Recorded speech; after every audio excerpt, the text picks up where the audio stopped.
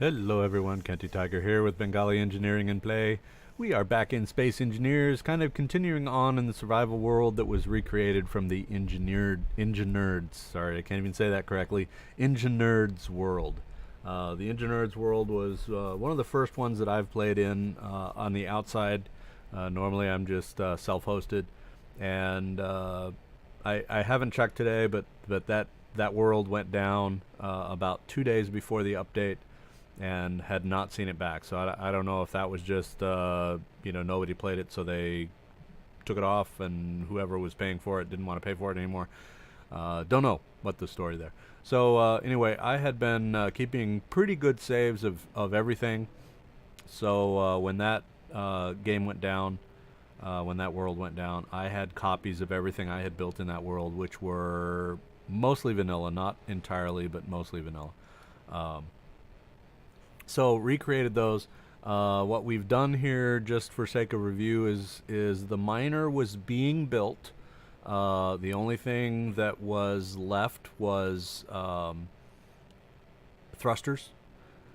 So what I did was creatively grind down and then re-weld various thrusters around. So I basically have 8 in every direction. That was the goal. And while it's not very graceful, it does move effectively. And then the only non-vanilla thing on this entire uh, miner is the fact that I put on Paycas's cargo teleporter. And the reason for that is I don't have to leave. I can just keep mining forever to my heart's content. So I don't have to come back and throw anything on the base. It's continually transmitting. And one of the things I wanted to show, to demonstrate here, so drill, you see it's taking in very little here. Let me bring up the teleporter. Well, we may not be able to see this functioning because it's a constant steady stream. So let me look at the containers.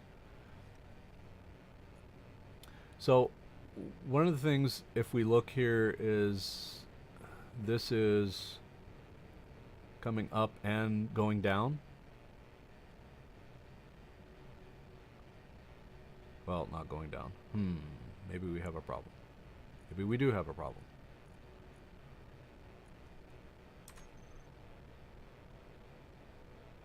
I didn't think we had a problem, but let me. I'm stationary, so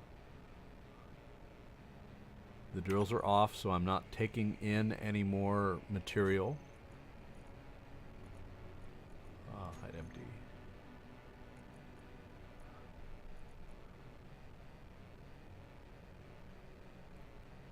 And this is not changing. Is that changing? Okay, is my antenna is on. I know why. I know why. Okay, let me jump out of here.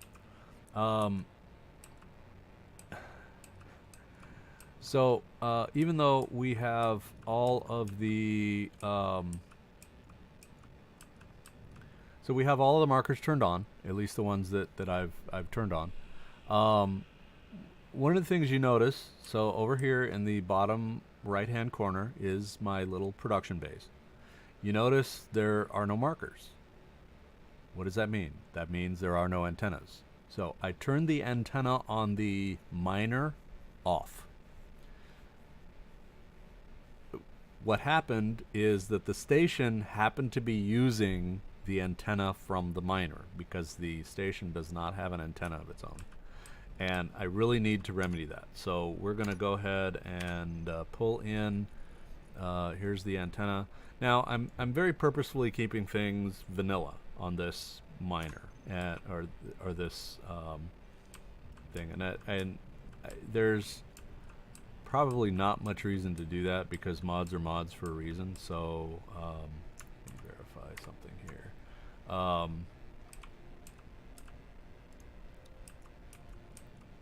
one of my intentions all along has been to build a mount back here for the antenna. That was in fact one of the reasons I mined away from all the gibberish back here. So what I want to do, and this would be, I think, into the substrate here, which I do not want. So let me go ahead and make some alterations here. And I may not actually be able to do this, so let me go ahead and do this as well. 1, 2.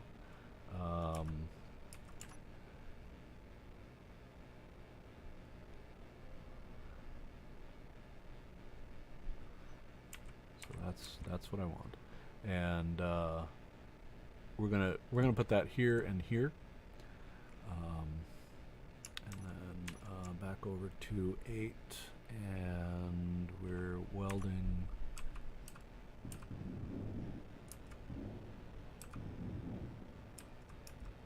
Then 4 would be the antenna, and we'll paste that in.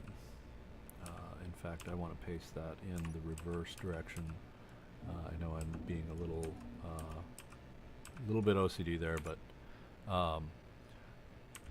so this has a little, there we go, a little tab off to the side, this thing here, and I want it to the outside.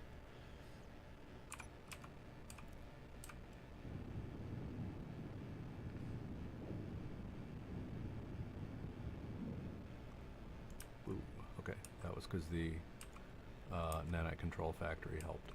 Alright, so antenna 2, because I did have an antenna on there previously, and what we're going to do is put all of our hardware components back in here. So this thing, all this stuff, in fact, we'll put that away. I don't know why it took 120. And we need to change, so antenna 2 in this case is called antenna 2.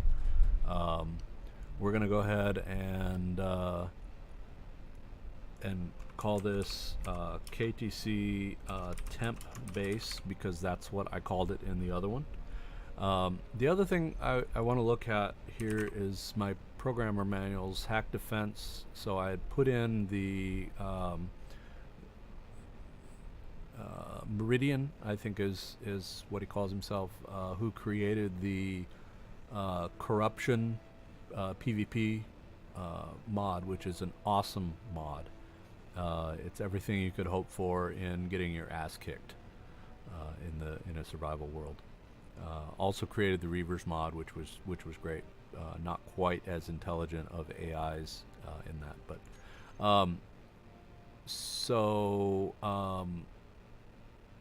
turn this off so I can get back. So KTC temp base, what you do is you run the script in a block, and then you designate that particular block in your antenna. Now I created an antenna, so what I do need to do is program. I need to rerun this thing. So what I also want to do is make sure I have the latest and greatest. So hack drone protection script. So we're going to OK. We're going to do a check code on that, and then an OK. So in this case, because I have a new antenna, you want to rerun the script, and it'll figure out everything. But you just have to rerun. And then in the case of the antennas, you set the antenna so the assigned programmable block is that block. All right, so we should be all set up to function here. So let me back away. We're going to do a Control F5. And then we'll go back out to our miner here. Now, the miner, if all is working correctly with the cargo teleport system, so let me get back in here. Let me bring up inventory.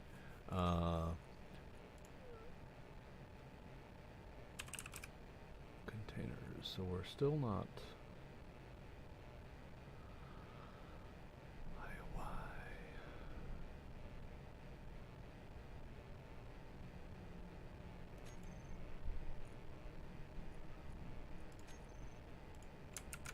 This was working originally.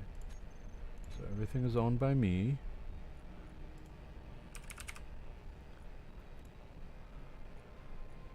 Else we're receiver, R-E-C-E-I-V-E-R, transmit to receiver, drain all, and is turned on.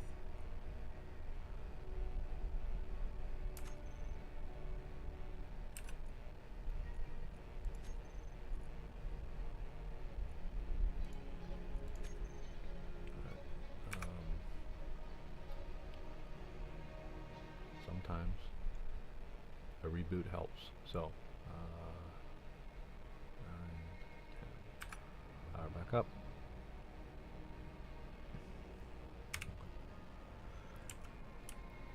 And we're going to do same thing over here. We're going to verify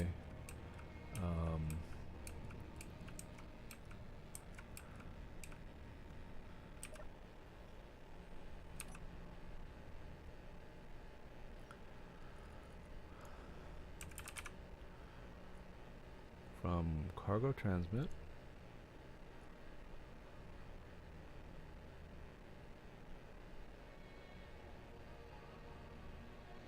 Oh, you know what? I know what happened. The problem with sorters and their logic is a sorter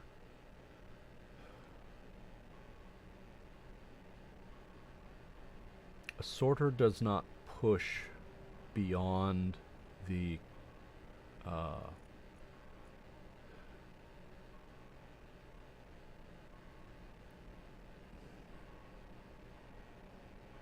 a sorter will only push cargo, whatever it is, into a directly connected cargo container. If that container is full, then it doesn't matter anymore. It pushes into that container. Once that container is full, it stops sorting. So what I have is a small, and this is my theory, is a small design flaw here on my part. There's an easy remedy to that, but so what I'm guessing, and we'll see if I'm correct, inventory. Okay, you notice this is full. This container is all the way full. So because there's nothing moving cargo from this container anywhere else, then it's stuck. So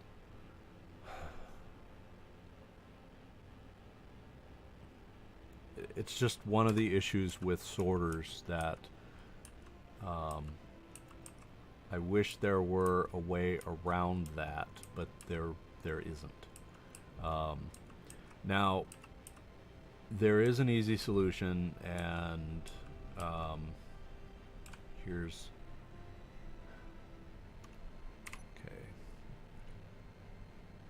inventory.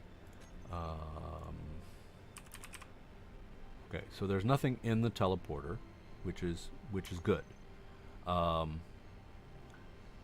So we're gonna change how we do things here.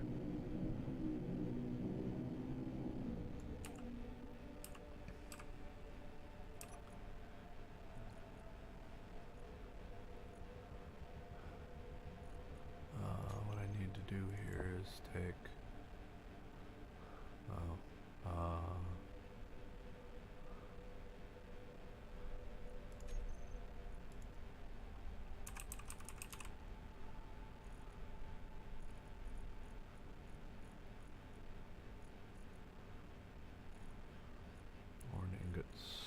goes there.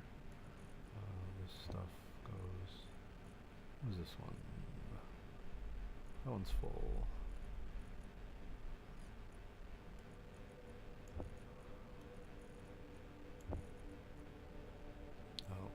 I'm gonna get myself into trouble by doing this because I just... Oops.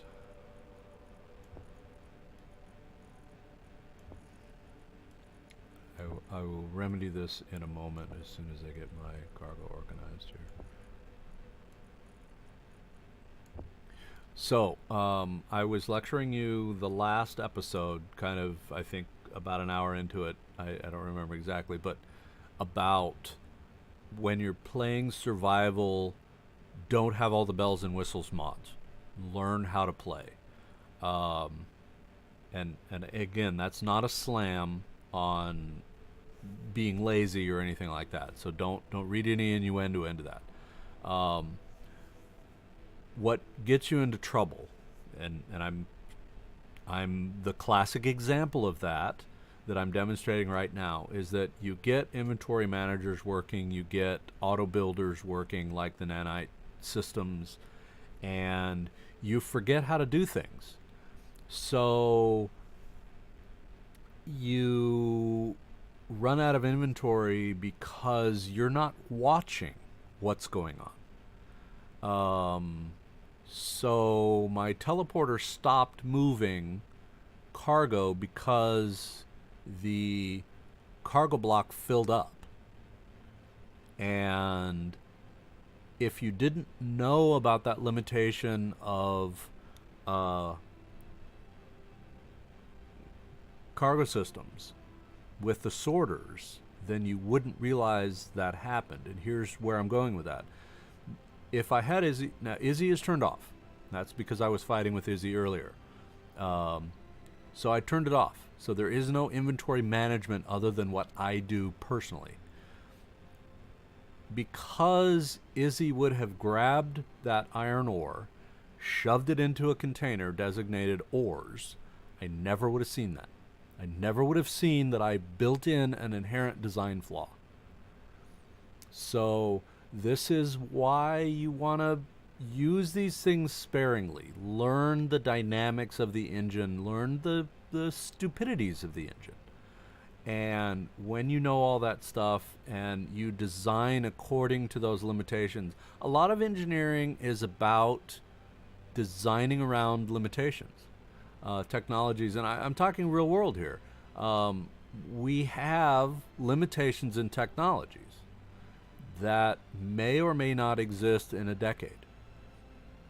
So really good engineering is about taking the technologies that we have, designing and building as efficient of equipment, whatever that happens to be, whatever we're building, as efficiently as we can.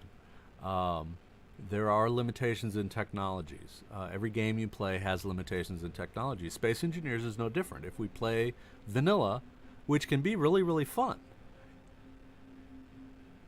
if you understand all the fine nuances, all the quirks of everything that you're working with. So when you build in vanilla, and this is one of the reasons why, and Keen kind of goes along with this, advanced Space Engineers, and what I mean by that is advanced players of the Space Engineers game, use a lot of mods. They're convenient as hell, but yes, they make things easier, but the caveat to that is yes, they also make you a lazy engineer. And there's nothing wrong with that, but there's things that you can design around that you never even realize you designed around. So, limitation of the sorters. They push into directly connected containers. Only directly connected containers. When those containers are full, they stop sorting. In this case, I had a full container. I never would have realized what I did. So I'm going to back up and do this a little bit different way now that we know what happened, with the caveat. Remember, Izzy is turned off. And we're going to leave Izzy off because of that. So, inventory. Yep, and I was... Whoa. Okay, I'm going to have to help here. So, control panel. Here's another... Let me get back to this. You saw me pull material out, and it refilled instantly. So, here's the caveat, is when I have a transmitter on a ship, cargo transmitter, I don't actually need a receiver. Okay, that's what this just demonstrated. So I pulled stuff out and boom, it was instantly full again.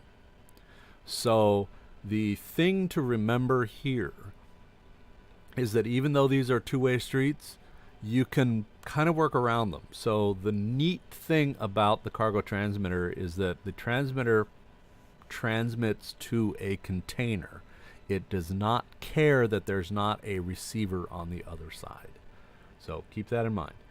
I always design them in pairs, so they're working pairs, but you don't need that to make this work. Okay, so elsewhere receiver is the top. Remember, you can double click from the topmost thing. So, ore. Come on. Ores. There we go. So this is my ores container. Now, I'm going to double click. And you notice this filled right back up. That's because the miner is transmitting to this. So we're going to keep going here until it has nothing else. And we're going to go ahead and put that in there too.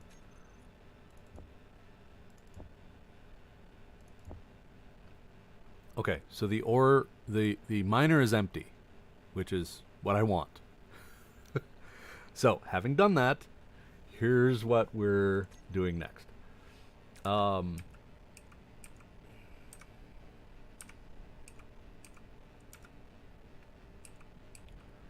So I put a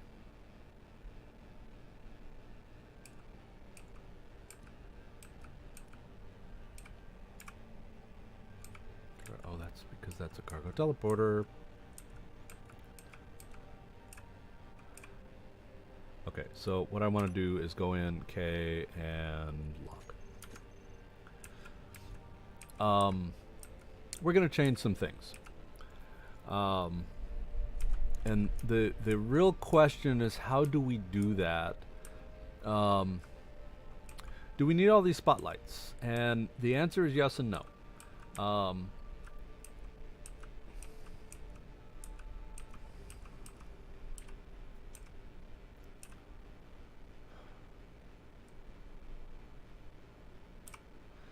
We're going to put some things back, and at the same time we're going to pull out two of these spotlights. So the spotlights were so I could actually see, because it was so dark. The Enginerds world used the Space Just Got Real. So it was extremely dark to the point you couldn't see a damn thing. So what I'm going to do is actually remove these guys, because they're really not needed here. There are 12 of these, so we'll get rid of all of them.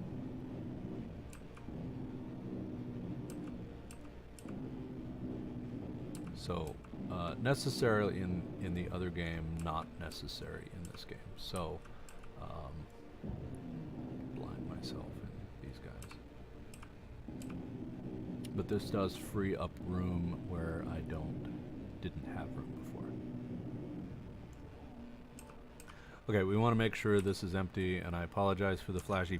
That's nothing I can do about that. I have not been able to figure out what that is. It's there. Okay, so here's what I want to do. I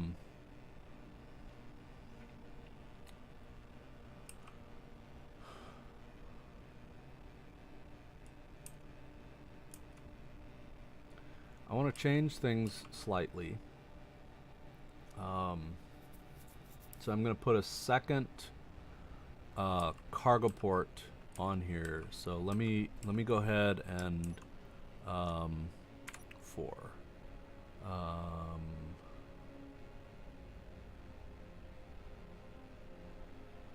Okay, so the conveyor junction is the most generous. Sure. So 1, 2, 3, 4. There's a reason for this. 3, 1, 2.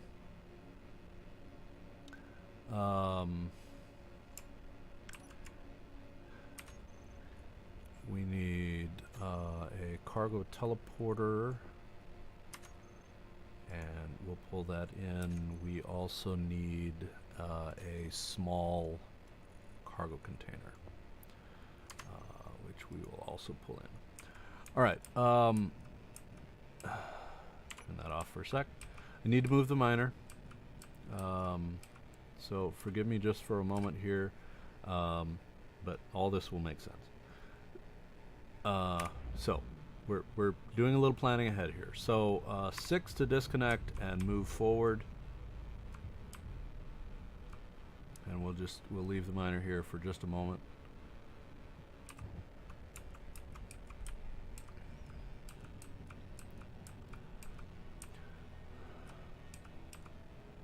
So bear with me. So grinding down connector and a conveyor. Okay.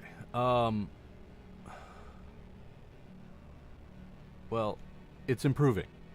So it used to be the flashy would come and not go away. Now if you just look away, and I don't know what the changing of light is. I have no idea what that's all about. That's kind of weird.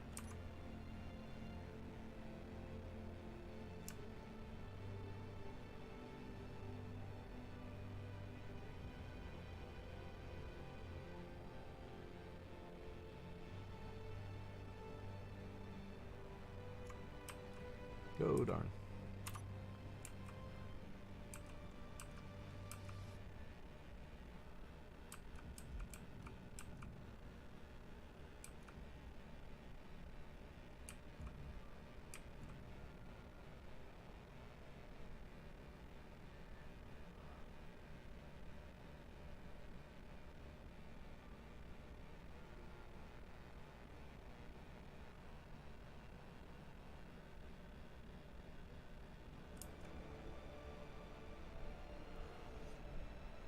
Light behaves so strangely in this game that I'm so reflections being reflections, so I'm seeing the light reflect off of this surface, which means 90 degrees from this surface, or however many degrees, which means something out that way. And I was thinking I'm taking missile hits or something from something, but I didn't realize I had anything turned on. But apparently I don't know what the hell that is, so I don't know what that is. Okay, back to what we were doing. Sorry, squirrel. Okay, back to number 3. Number 4, we're putting a conveyor junction. So conveyor junction goes there. Conveyor junction goes here. A straight conveyor tube goes here and here, and then a connector goes here and here. And the nanite control factory is actually building, which is great. But oh darn it! Damn it! I put those in incorrectly. So 7 to grind this down.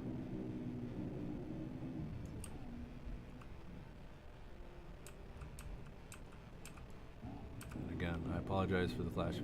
Absolutely nothing I can do about that. I've changed virtually every setting in the graphics portion of the game, and it still does that. Okay, I need to turn these sideways because the camera, where it's mounted on the small miner, I can use the lights that are right now on the left and the right to line up. So they're my alignment tools. So connector, and then we'll do the exact same thing on this side. And oops, I reversed to right there. Okay, so we have created connection points And I might have in the process disconnected these, which might be a problem. What was there? Did I have conveyors there? Let me look and see what those actually are, because I may have screwed something up. Those are conveyors which are off to the side. So those are connected in, and then they're connected into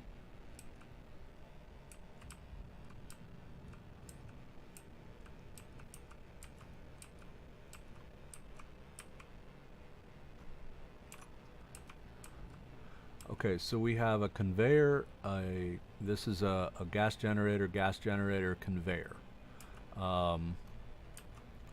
This conveyor hooks in right here. This conveyor, I believe, does not.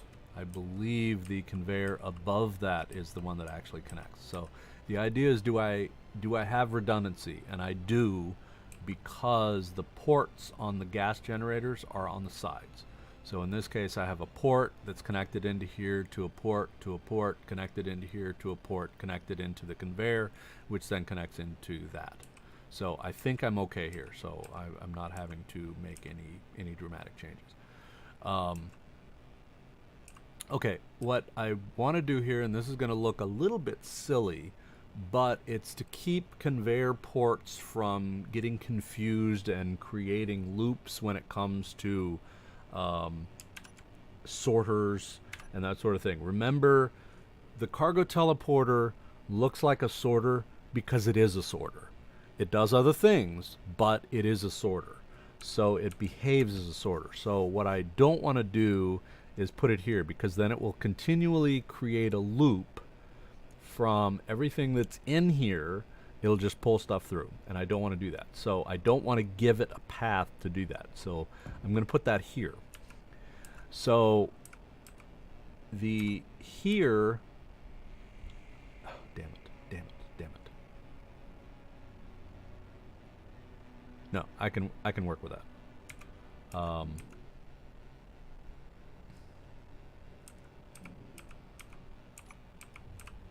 Oops, it finished it for me.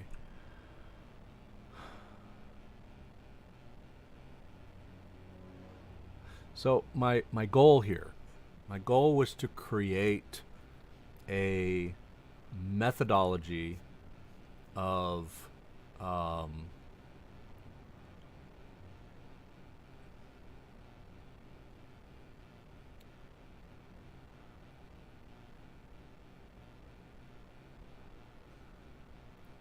I need to push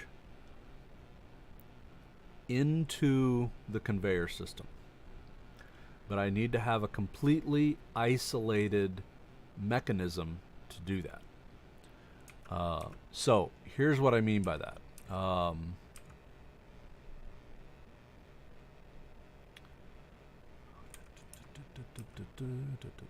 This gets so problematic because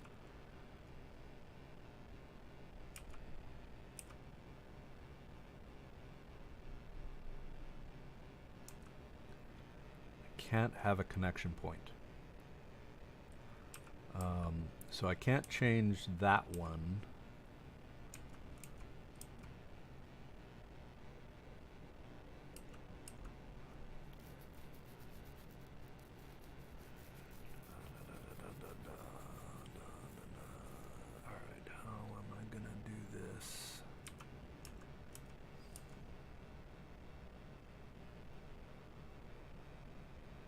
Okay, here's the problem.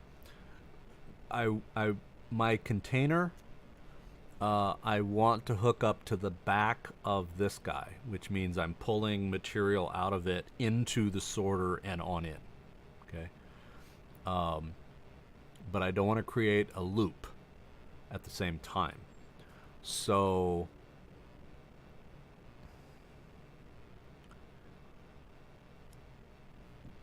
where I put this thing,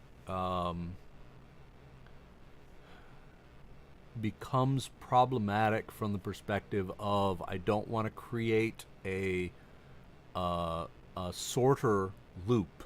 I don't want it to be able to pull material in and then push it out and then pull that same material back in. So what I want to make sure is that all the material that I have is only going to go in one direction, into this guy and back out.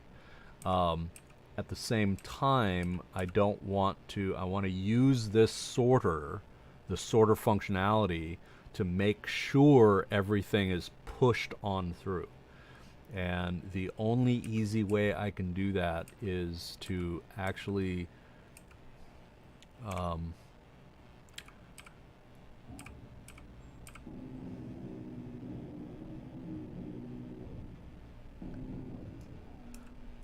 so we're going to put another junction here.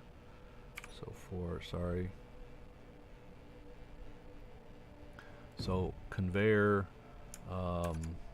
6 is my welder.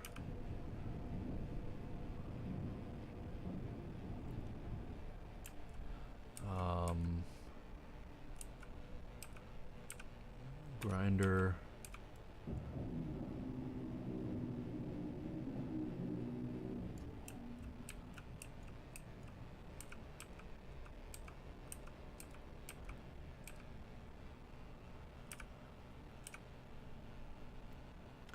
The sorter goes here, which is going to push into the conveyor system. So when you're connected onto a conveyor system, 6 is my welder, then every connected container the sorter can push into. The problem with the sorters is if you have them directly bolted onto a container, when that container fills up, you're done. And they will not push through. So having said that, the container here,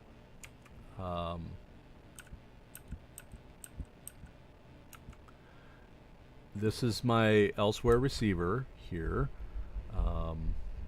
6. Sorry, get the flashy off. At least I can just move, and it used to be the save game was the only things that would change that. Alright, so I need to change this designator back to what it was, which is elsewhere receiver. So this is owned by me. It's a small cargo container. It's turned on inventory toolbar. Let me go ahead and turn that off.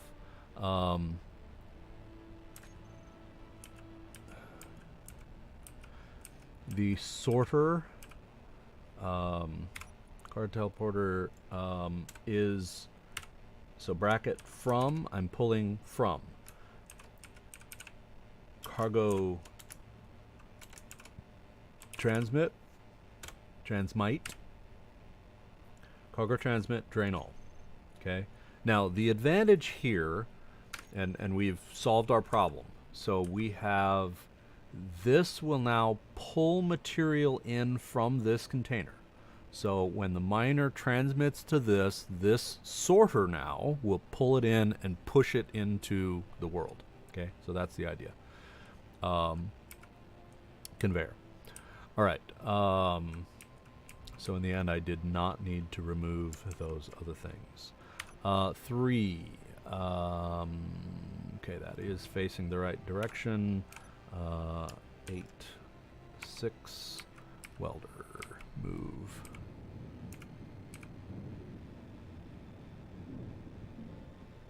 There we go. Turn my welder off. All right, so what have we done here? Let's go ahead and rename our connectors. So we're verifying that those are here. This is port side, which means the connector over there, the only other connector on this is the starboard side.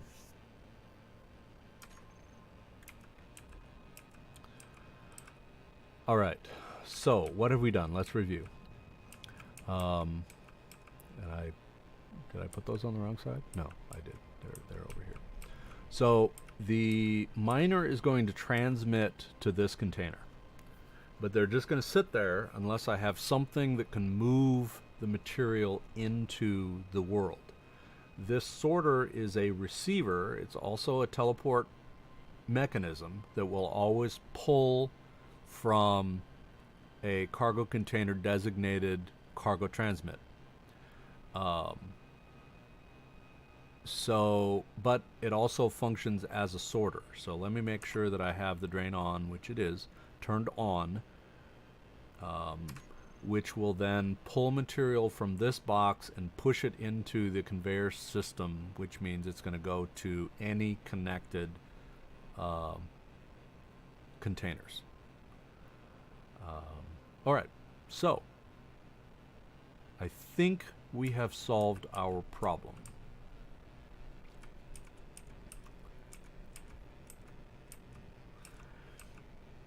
We're going to do one more thing here just because. A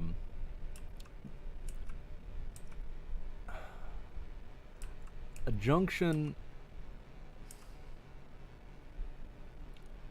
giving myself another connection point, I used it over here,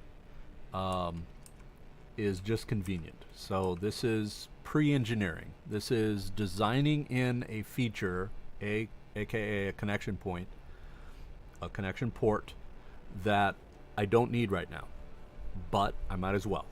Might as well use it for something. I needed it on the other side, so rather than just having a cargo tube here, a conveyor tube, then we'll go ahead and build in a conveyor. Oops, sorry, conveyor, that's the front. And then be done with it. And then with the caveat of we build another connector over here. So number 8, 6 is my welder, and start welding. All right, and I'm getting help, obviously. Okay. So again, pre-engineering, I'm designing in a feature that I don't need, I don't have any use for it, but I might as well because I put something over here. So this means this row I can now connect things on. So maybe at some point I want a oxygen tank or a hydrogen tank. So I can put something here now that I actually have a place to put that. I don't believe I actually have a tank. Maybe I do. Do I have a tank? Do I have a tank somewhere? I don't think I do. There's another place that I could put conceivably a tank because that's a one block area that I'm not using for anything. No, I don't think I actually have a tank on this. So this is good and bad. I don't need it for anything yet. And the generators are able to feed me oxygen and hydrogen as I need it. So all right, so put the welder away, put my components away.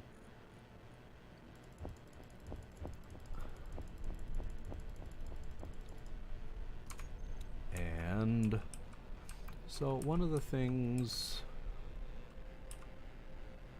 okay, I'm doing really good on uranium. I'm not doing so good on ore or silicon. I'm completely out of silicon. I have a shit ton of ore for this. So now that I've mostly solved my uranium ingot problem, which I was having at the end of the last episode, we're gonna go back in. Sorry, control panel. Okay, I know I'm connected. Turn this on, and we're gonna turn AC back on.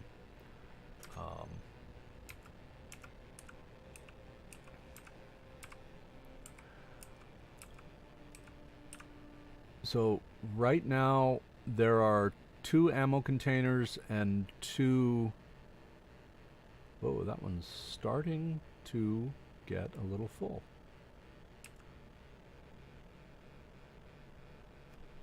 It'll take a while, but there is a lot of materials that are coming in.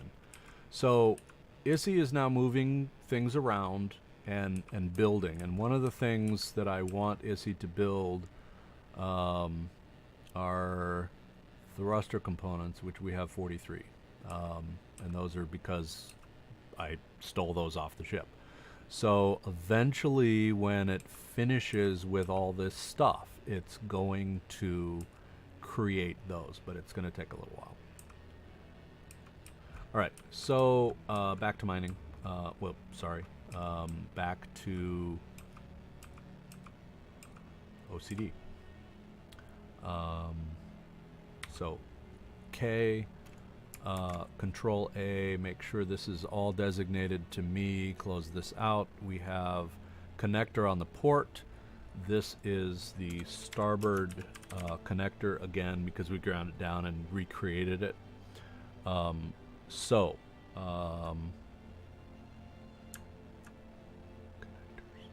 Do I actually have other connectors on here? So let's turn those on the terminal. Large miner, small miner.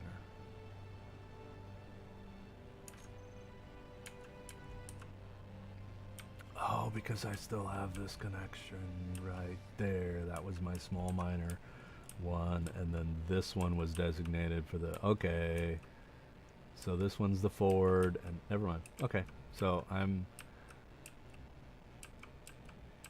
okay. I just forgot I had those there, but I did, and this is why sometimes being OCD pays off, because I named those a very specific thing. So when I see that, I can say, oh, I remember what that is, okay? So OCD is not always a hideous bad thing. Most of the time it is, but not always. Okay, so we put them in the group. We leave them on the toolbar because I want to be able to work with them. They have an inventory, but we do want to turn them off on the terminal. Okay, so we have elsewhere receiver, which is a container. So let's go ahead and put that in the containers group. We're going to turn that off on the toolbar, and we're going to turn it off in the terminal. Okay, so because we can still get to that in the inventory, which is good. So we have the teleporter, which in this case we want to leave on the toolbar. I'm going to put that in the systems miscellaneous. So save and then turn it off on the terminal. We have the projectors here, which are both out there. And right now I don't need either one of those, but we'll leave them anyway. Okay, so now we have the base all set up. And we made some major changes to the base. Oop, bounce off. So we're going to go into 10. So this was the base as it stood in the Enginerds world when I could no longer get in there. This is the new one.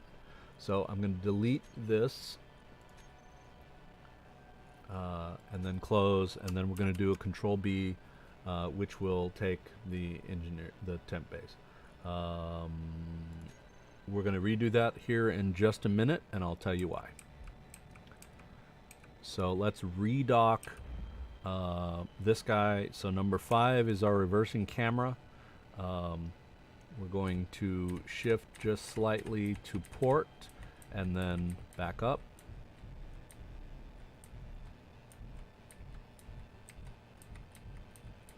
Until we come to the magnetic grapple thing. Bang. And then lock. Oops. 6. Lock. T to get out. So we are now locked on and charging via this thing.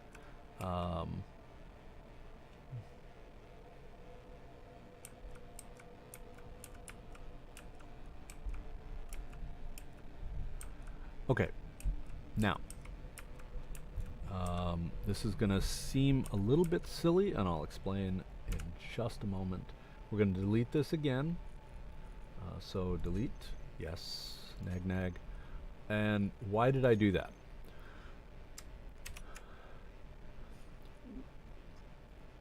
When you're taking a blueprint, it takes a blueprint of the grid. What do I mean by the grid? In this case, I have a small grid, which is this little miner here, attached onto this big grid. So small grid, big grid. But in my blueprint, it's the grid. Okay? So everything that's attached together is going to be saved in the blueprint that's in my blueprints folder. Okay? So if I were to paste this thing into the world right now, it's going to have the small miner coupled onto the production platform here, all there. So that's why I reconnected and then took that blueprint. So your blueprint is all connected grids to the thing that you're creating the blueprint of. It's a neat feature.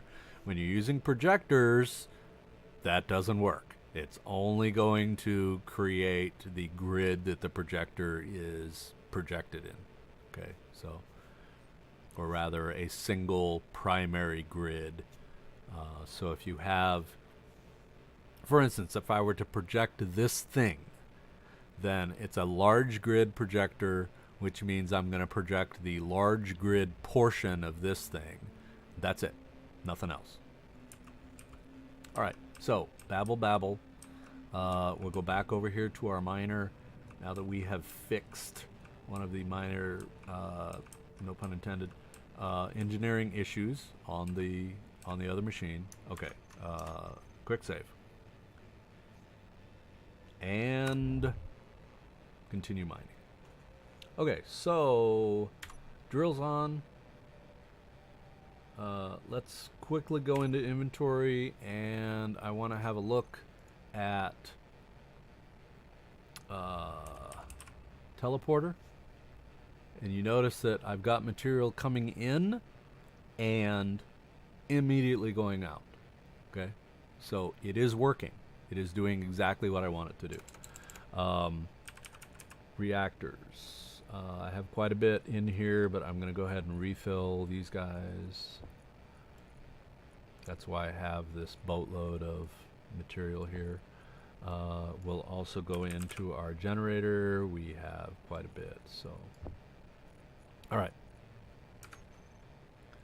See, if I were to put this into a container, then it would immediately go out and be gone. All right, so back to mining.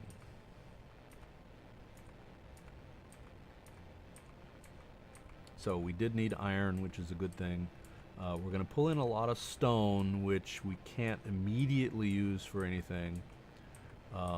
But the reason I'm taking the stone in with everything else, we do need a certain amount of gravel for reactor components. So gravel is not necessarily a bad thing. And eventually we will build what's called a trace element extractor. Now there's plenty of these and iterations of these on the workshop.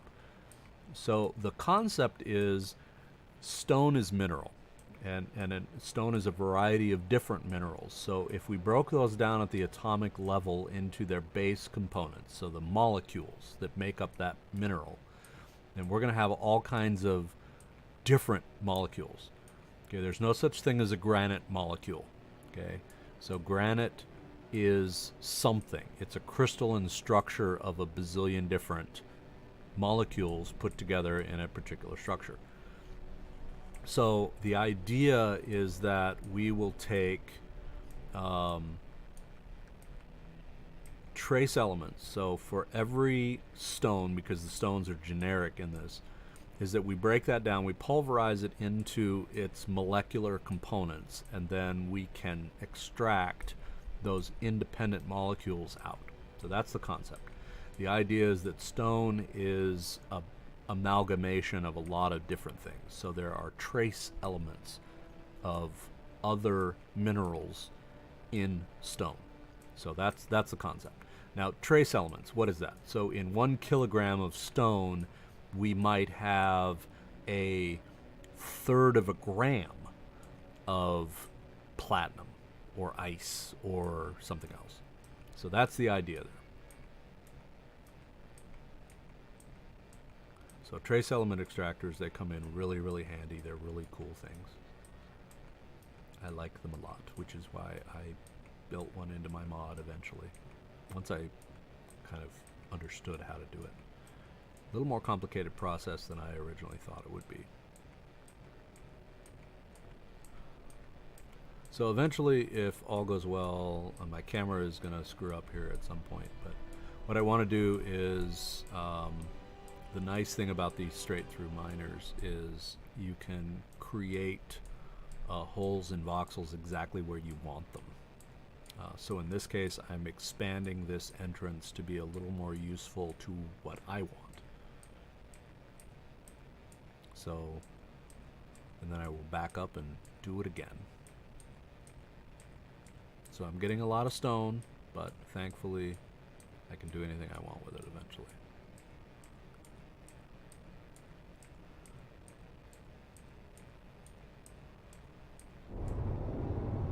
That was my camera wigging out.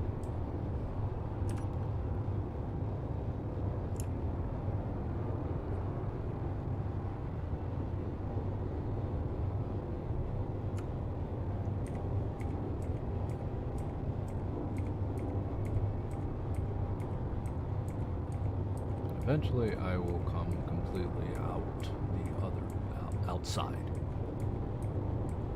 which is all fine and dandy.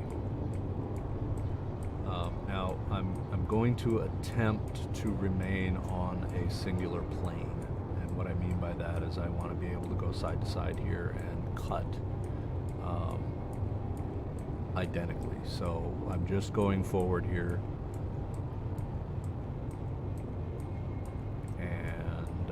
All goes well, then I'm going to go ahead and look to this side, because this side is ultimately what I need to see. So once I see starlight, then I know I'm completely clear of the asteroid, and we're going to back up.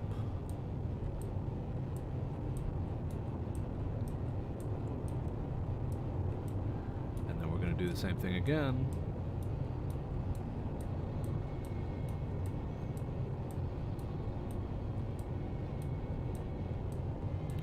Slightly different plane. Alright. So we can move our view again. So I'm gonna go to the starboard first, and there's not really any pure sense that I can give you for that. It's mostly a because. Now if I understood everything right, there's actually nothing over here. Oops, wrong way.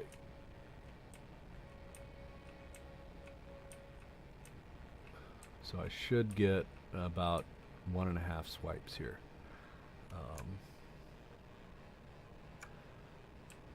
Slightly more. It'll do far. Alright. So maximum damage.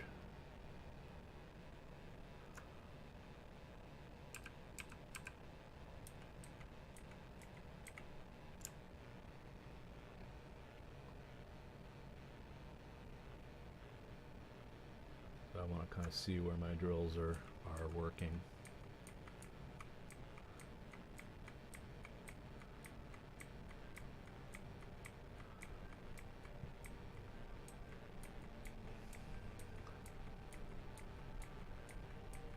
Drills are pretty tough, but they are not indestructible.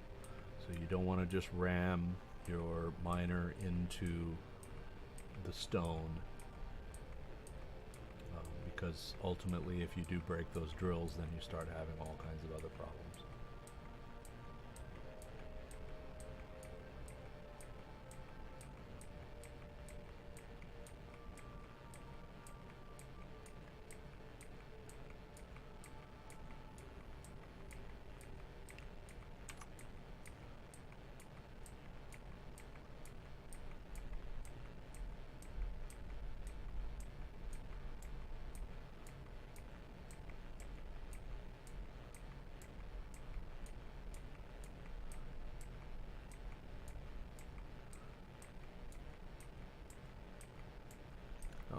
one of the things that would be convenient, so one of the things, if you were watching what I was doing there, I just turned off the cargo transmitter.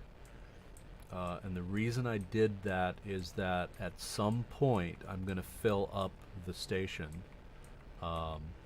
with gravel. And I don't want to do that. So I've got 5 cargo containers on this, maybe 4. It might be 4 cargo containers on this vessel. So I might as well use them.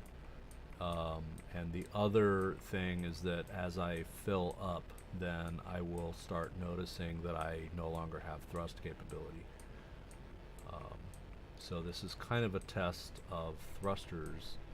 At the same time, I'm doing other things. Whoa.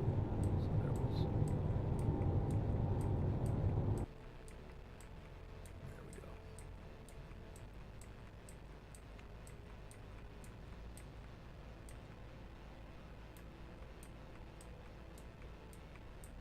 So when the stones disappear in front, then and not be replaced, then I know I've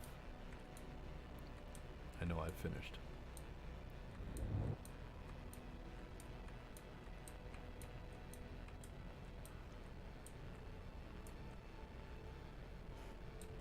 What I don't know is how far back I can go before I hit.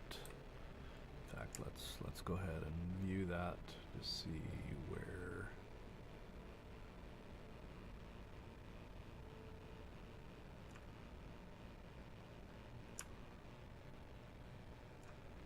Okay, drills off, exit, and we're going to actually come and look.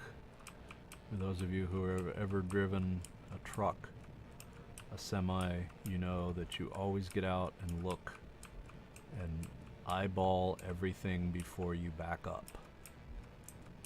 Okay, so this is the point of impact here as I'm watching. So I just want to make sure I don't hit this in the process of getting the miner in here. The other side is I need to go back just a little bit more because I'm going to hit there. So back up slightly more, and I do have about 20 meters, I think, in the back before that becomes an issue. Alright, so I think that's as far over as I can go. So drills on, thrusting to starboard.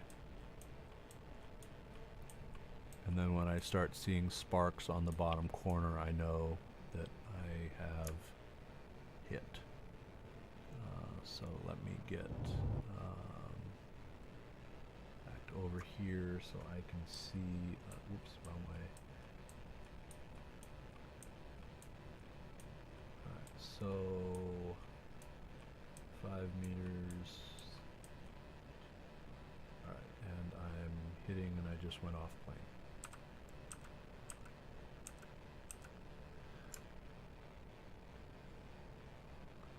Which is fine because it looks like I'm about lined up here.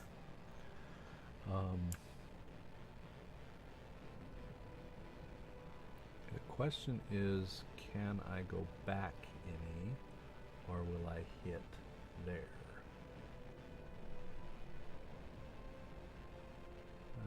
I am. Yeah, I can go back just a little bit more. I don't think it's going to make any difference.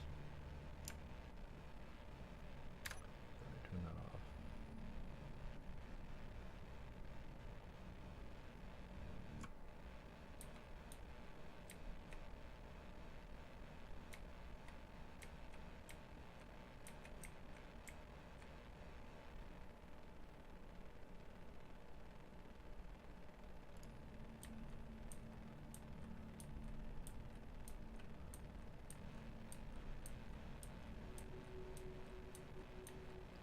Be my impact point there. So I'm back as far as I think I can go. Get myself back on plane, thrust very slightly to starboard, and then I think we're back to where we can move forward. Now, what I want to do is go up here, and my camera should be on the outside of the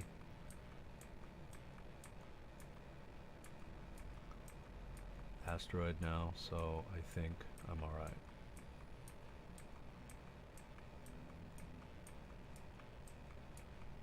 And again, this is just, dare I say, prettying up the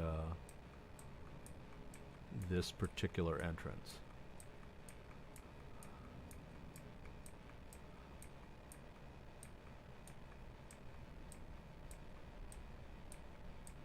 So this is the last swath on this side, and then we'll go back to the center.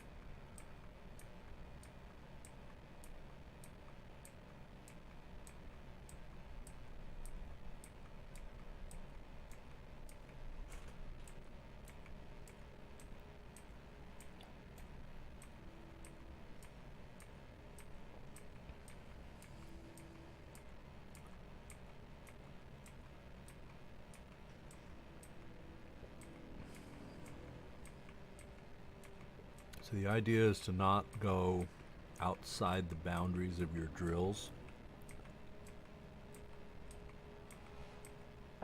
Otherwise you'll leave these little tiny slivers of voxels. So you notice I'm very, very close to the edge that I previously drilled. But the drills have about a half a block, so about 1.25 meters, 1.25 meters, 1/3 that they will grind outside of the edge of the drill. So the idea is that as long as it's taking the entirety of the voxels, then you're okay.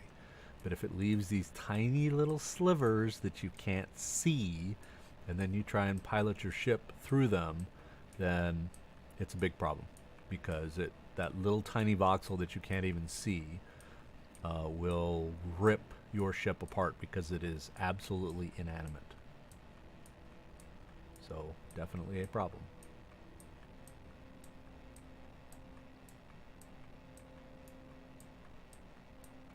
Okay, no more sparks, but I've still got stone sitting in the front there, so I'm waiting for that stone to disappear, and then I think I will be okay.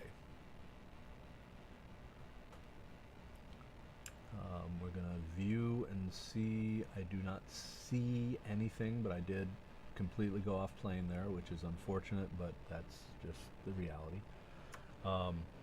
So I'm going, oops, bang. I'm gonna shift to port side, and then we'll reverse out of that, because that's high enough now, because I went off plane to actually hit that, as you can see there. So back up a little bit more.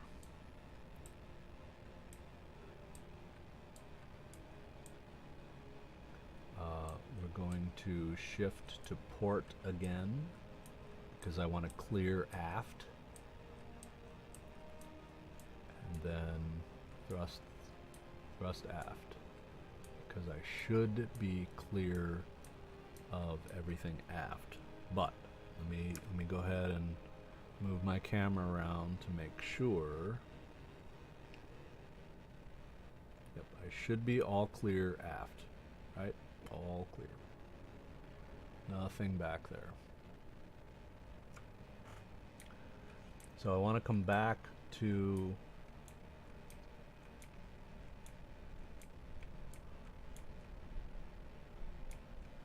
see light, as long as my camera doesn't freak out. So if anything, I'll hit the station. Come back a little bit more.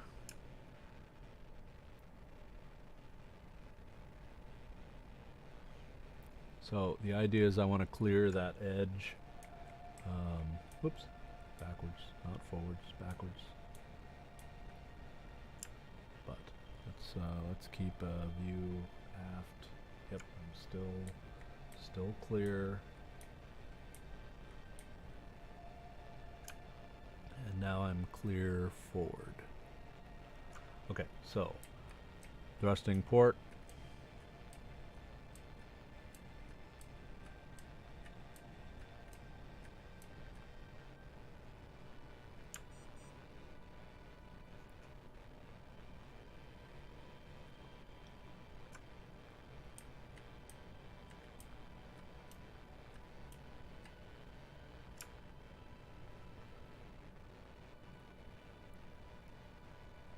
Okay, I'm getting really close there, which is...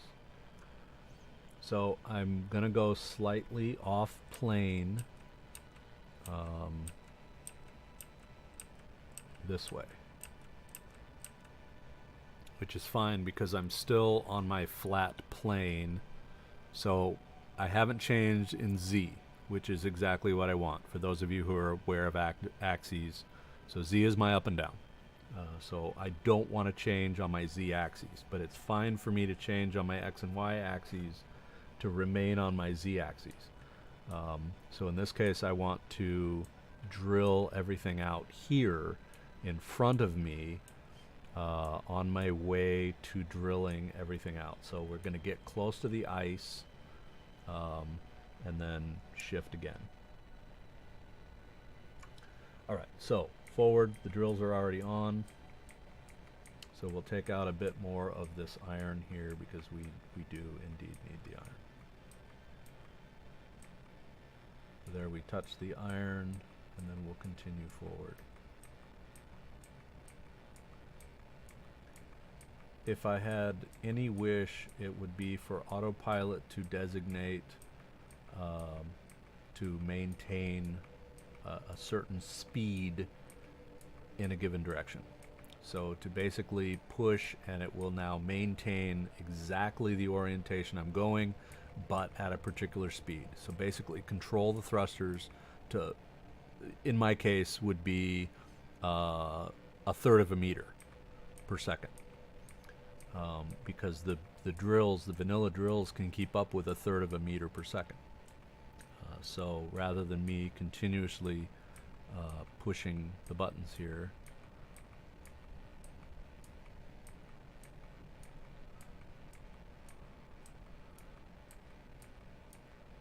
now I could probably get creative and program a timer to do much of this, but okay, so just out of curiosity, I want to see kind of where I'm at planar-wise. So I guess if I really wanted to get a little more efficient, so let me go ahead and back up here. So I'm watching the sparks. The sparks are going to stop eventually. Okay, sparks just stopped, which means I'm clear. So thrusting to starboard.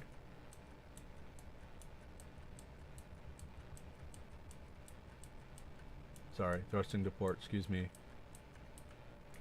Okay, and forward again. So the idea is that I'm going to take off, now that I've changed angles, I'm going to take off a bit more back here. So I'm not going to go all the way to the edge of the, let me zoom in just a little so we can see what I'm doing. So rather than let me go out one. So I'm staying on the same plane as I was at before, but I'm just being a little more efficient because I'm no longer going all the way to the outside. So that's no longer my angle. When I come in, I'm only going to go so far, and then I'm going to back up and change laterally, which means I'll just be a little more efficient. Now, one of the things you notice is my kilograms is changing. So the kilograms in the bottom right-hand corner of the screen here, it is changing.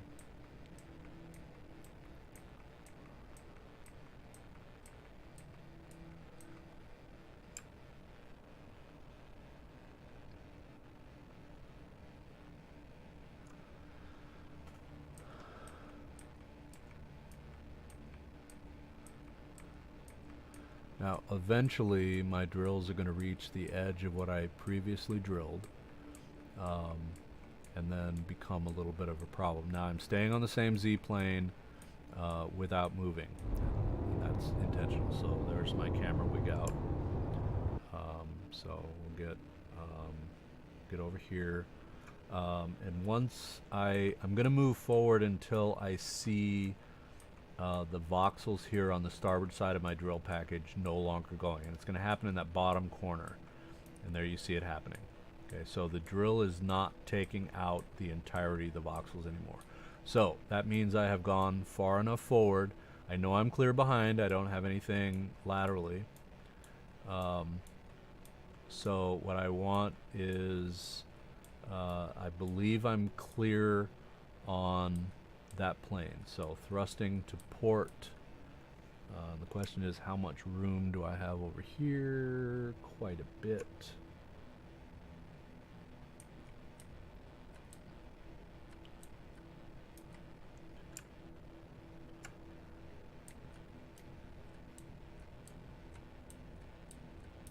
The last thing I want to do is hit and destroy some of my thrusters. That would suck. Alright, and then, so, get back. So I only want to go far enough that I'm hitting the next thing, right? So in this case, I can go forward all the way to the effectively the same point, and eventually I'm gonna go ahead and come over one more as soon as I go forward, and then go out through the stone, because now that I'm clear of this central thing and I've changed angles, then I think I'm ready to continue on in the same Z-plane here. Let me get my camera back here where I can see. The biggest thing is the rear clearance here.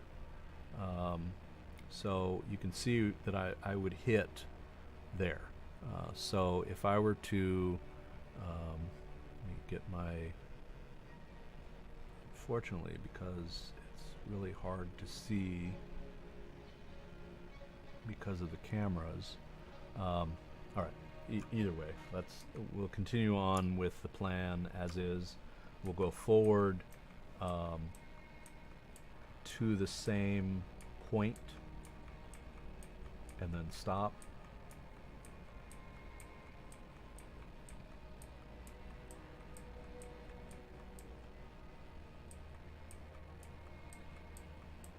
That was just a sudden stop, and I don't know why that did that.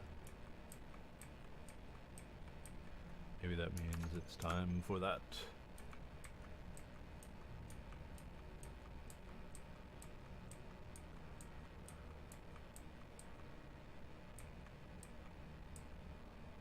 All right.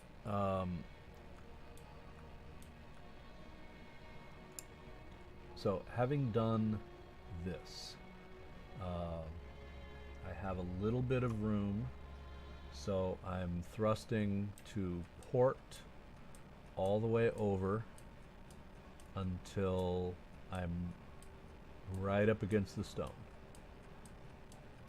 which is to say the iron, which should be in about 2 meters. I think I'm there. Oh, I guess I have, sorry, just a slight bit more.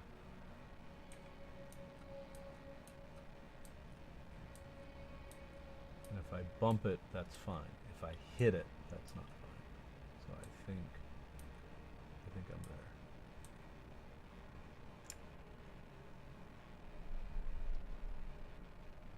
As close as I can tell.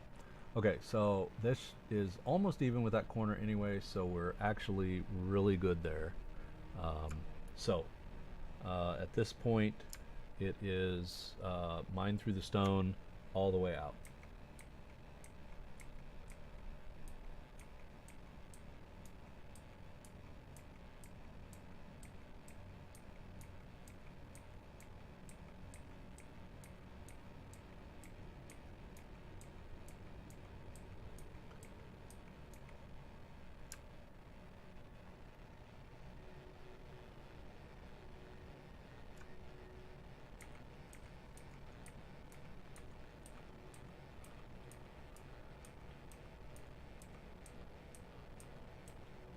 Now, on bigger miners, you can do things like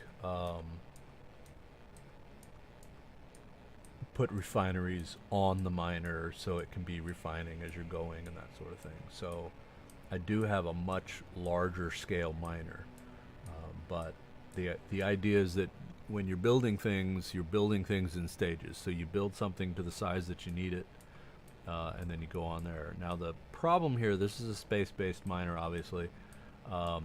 The problem with this miner, even though it's vanilla, is extremely costly in terms of what you need to build it. So that was not the intention. The intention was to do something purely vanilla, which it is. But thruster components require platinum. So if you're in space, that's no big deal. If you're on a planet, now you wouldn't build this on a planet because it's ion based, but the idea is that if you're trying to build something based on, planetary concerns, then you're going to run into limitations. But remember that platinum is very scarce. Even it's out there, but you don't have an infinite amount of it. I mean, I guess if you consider that asteroids are infinite within the universe, then that's not such a true statement. But you may have to go hunting around for it, which can be challenging. Okay, so in our little world here, we have discovered a single source of platinum. Well, maybe two. Having said that, let's look. So we have platinum.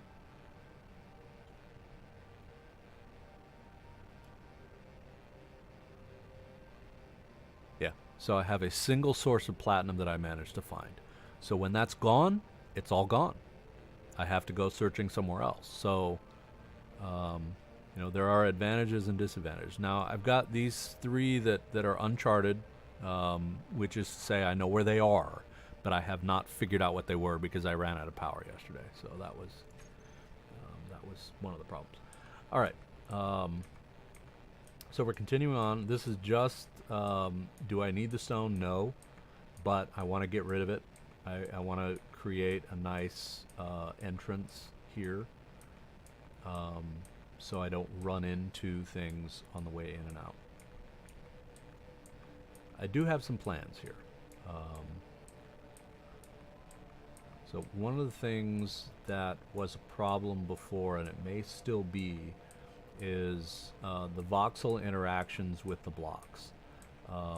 It can be very problematic. It can cause a lot of CPU time, and I don't know if they fixed that in this revision.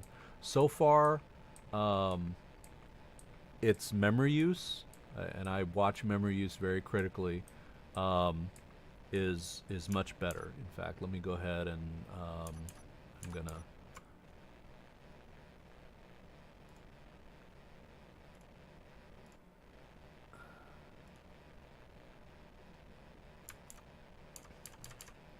put that back up on my screen. So the minimum is 8 gig of RAM for this game, which I don't. For those of you who have been around for a little while and can remember the days when on a mainframe you had maybe a meg of RAM, 1,000,000 bytes was a lot. Okay, so I know I'm totally dating myself. I started working with computers in the 70s, so sorry. I know that's probably twice some of your age, so I apologize for dating myself there, but so the concept of a gigabyte of RAM is still a very large number in my mind, because I programmed on mainframes that had less than a meg of RAM, 640K, if you remember those eras. So first it was 64, which was easily addressable in a 16-bit bus. And then when we went to the 32-bit bus, then we could go out much, much further. But Those didn't come along until the early 80s.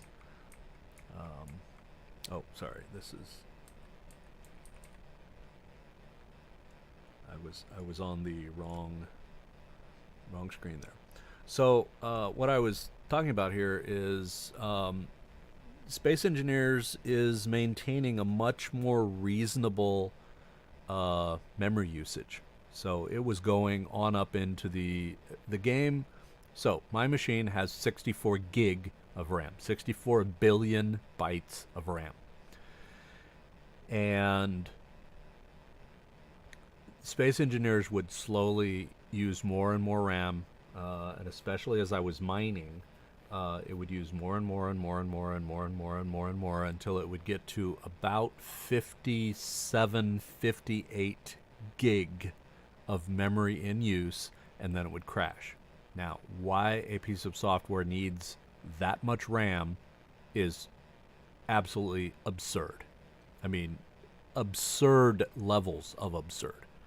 Okay, so I believe they have fixed a bit of that because I'm now up to... I just punched my key again.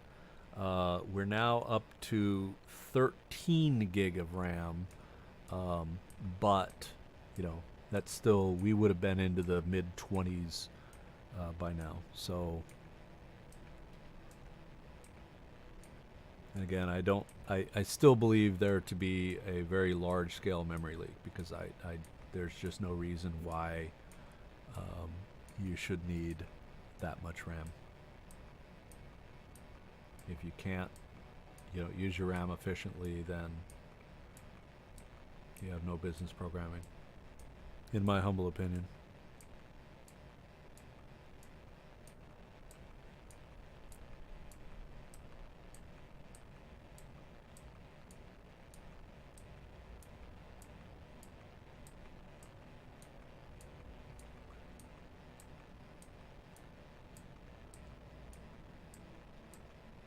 And I realize that's an old school programmer statement, but this is kind of back to work with vanilla until you're very, very comfortable with the quirks of vanilla, and then move on to mods. Most everything in life, I think, can work on this same philosophy. Get comfortable with programming in a extremely finite memory space. And you learn tricks on how to use memory efficiently and effectively. In the days where we had 64K of RAM, where we had to do fantastic things, because that was our clients needed us to do fantastic things within the constraints of hardware at the time.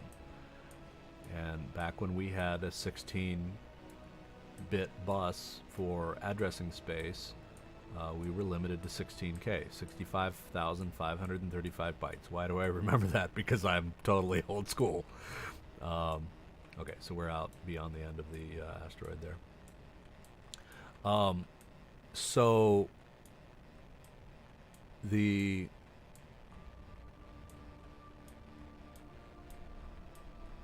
when you learn how to program, when you have these severe constraints placed on you, then there is no such thing as a memory leak.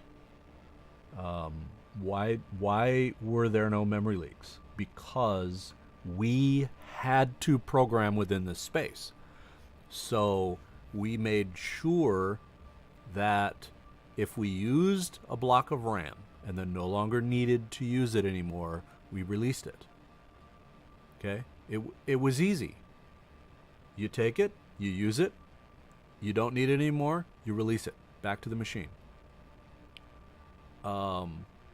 So memory leaks are something that developed. There was a term we used to use called spaghetti code programming. What is spaghetti? So take spaghetti. Spaghetti in a bowl is these noodles that are all intermixed, right? So spaghetti code programming was, I had subroutines that could exit in 20 different random directions. and it was called spaghetti code programming because you always wanted to program, and again, this is kind of old school philosophies, but you always wanted to program in methods that never changed. So your subroutine always exited with the same conditions and always exited to the same place. So spaghetti code programming introduced a whole lot of other little problems that okay, where am I? Okay, I've got plenty of room back here. Plenty of room.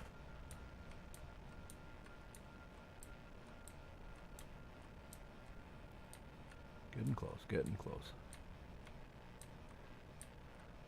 So I'm using my reflection to kind of show me where I'm at.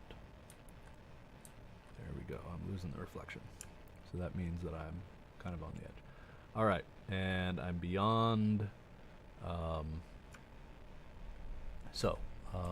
Thrusting to starboard. So I want to get right onto my line where I was before, which is right about there. If I look down the long axes of the ship, I can go just a little more. There we go. Okay, and let me get my camera back here where I can see. Turn that off. All right, and then thrusting forward.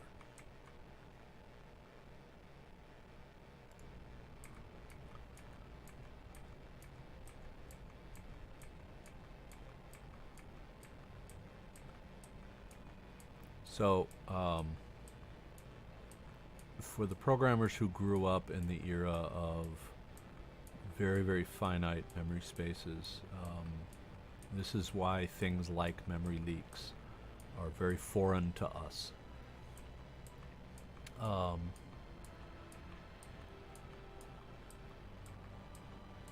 They are hard to find. Especially if you have multiple programmers working on the same large-scale programming project, because you have you may not be aware of what the other group did. So you're chasing a problem that didn't actually originate in the code that you wrote, which is really to say the code that you're familiar with. Or the section of code.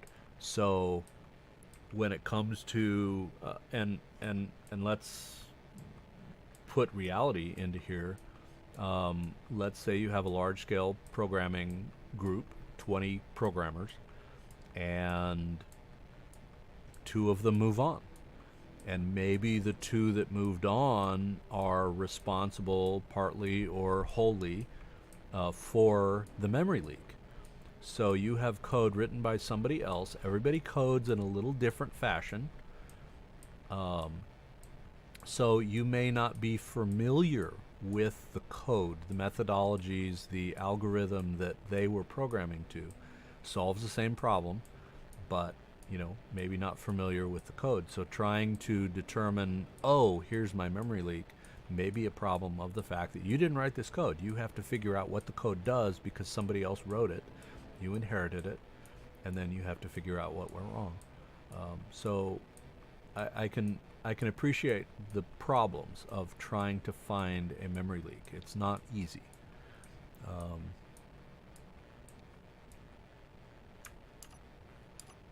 So speaking of memory leak, let me go back into,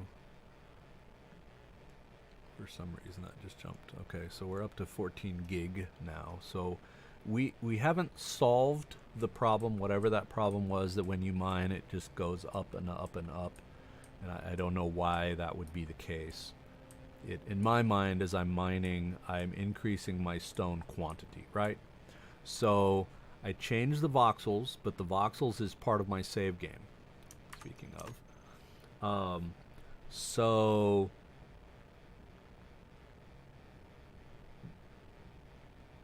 it just seems to me that as I calculate, these voxels are now missing. So if I have an original designator for this um, this asteroid, that I'm changing certain parameters within that asteroid that would be really easy to calculate and keep track of them without creating this huge memory leak. So something with mining, or rather with voxels, is what's creating this. So I'm changing voxels in the process of mining, and this is where that memory leak resides. So eventually, I think even with the improvements, I think eventually we're still going to run into the problems. Okay, it looks like I'm beyond the edge, but I'm still seeing something. There we go. Okay, spark stop, which means I'm beyond the edge now. Backing up.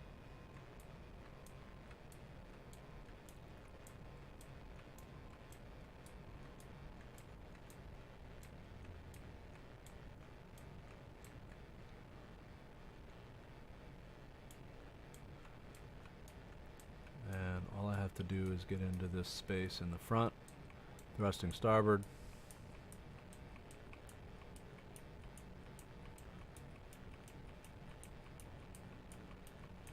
Turn that off.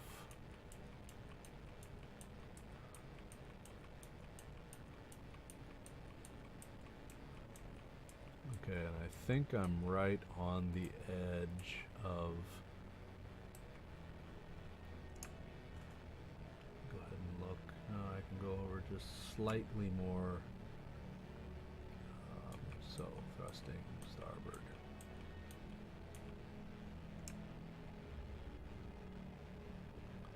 Different perspective, looking down the long axes of the ship. There we go. All right. Come out one block, and then I can watch everything that's happening here. Okay, thrusting forward, mining.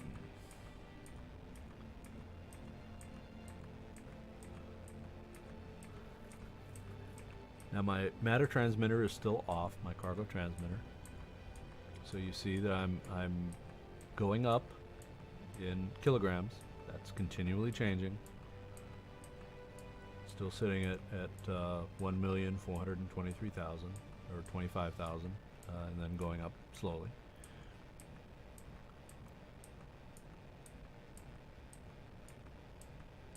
You know, it's not going up. It's going up and then going back down.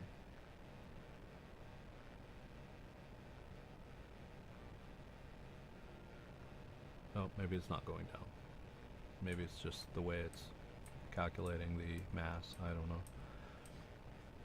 But let's matter transmitters off. That's number 7 listed off.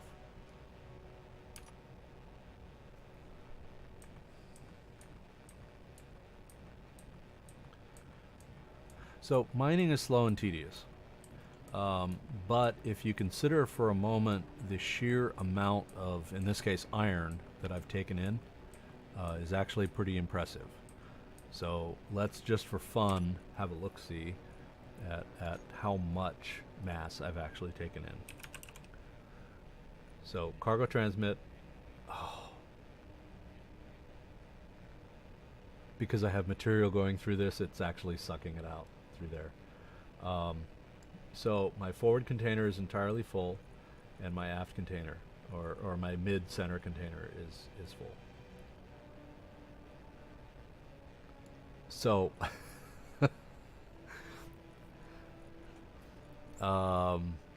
so the cargo transmit is directly connected, and it's pulling stuff. So whoops. So I didn't have everything turned off, but that's all right. So you really have two completely independent paths when you set up a pair of systems, which is neat, but it was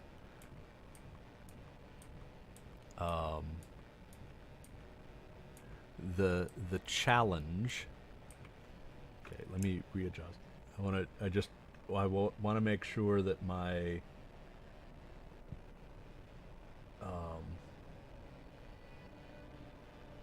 drills are indeed taking out these voxels.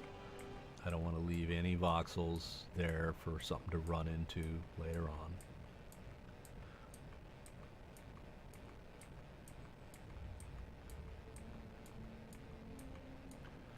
I have what I consider my large miner, and it is the largest of the big miners that I have. One of them is like 230 something drills, and the other, which is slightly larger, is like 302 drills, and it has cameras on the front, it has spotlights on the front, and it didn't work for a while because they changed the radius of the drills to the point where they took just a hair bigger than the drill. So if you have a drill and then a block and then a drill, they would actually leave voxels in between the two drills, and it was a pain in the ass because you could not put anything forward. You couldn't put anything between blocks of drills. So when they increased it back to about a meter and a quarter, meter and a third, now you are half a block. Remember, these blocks are 2.5 meters wide. So as long as I'm greater than a meter and a quarter, then I'm beyond half. So that meter and a third designator beyond the corner of the drill was great, because then you could put a block in between drills and you would still take care of all the voxels. So you wouldn't leave these tiny slivers of voxels. So there was an era where I literally could not use that particular drill, purely vanilla drill, but I couldn't use it because it was broken. It could not drill around it. Back in the earlier days of Space Engineers, you actually had a block width beyond the edge of the drill, so you could actually put cameras on the outside of your drills and see what was going on beyond the edge of your drills, and you could put spotlights out there and everything worked fine. So there's actually one iteration of the big miner, the first iteration, in fact, of the big miner, not the first, like the 80th, but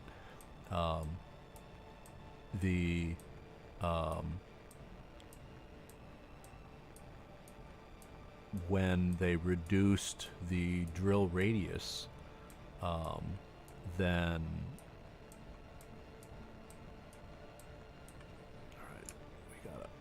as soon as we stop sparking, then I know I've cleared and I can go backwards.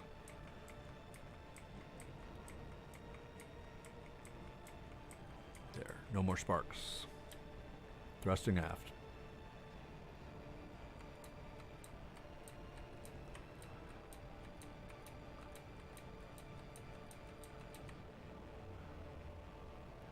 Now, even though I'm filling up, I still have quite a bit of thrust control. I'm very impressed with the amount of thrust control I have here. So, okay, I think I'm beyond my little corner here. Yep. Yeah. Not very far beyond, but beyond. All right. So, thrusting starboard.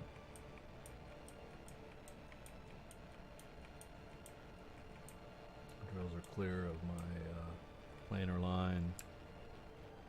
Oh, way too far. Thrusting to port. And I'm good. Come back around, come a little closer, out one, and thrusting forward. Mining.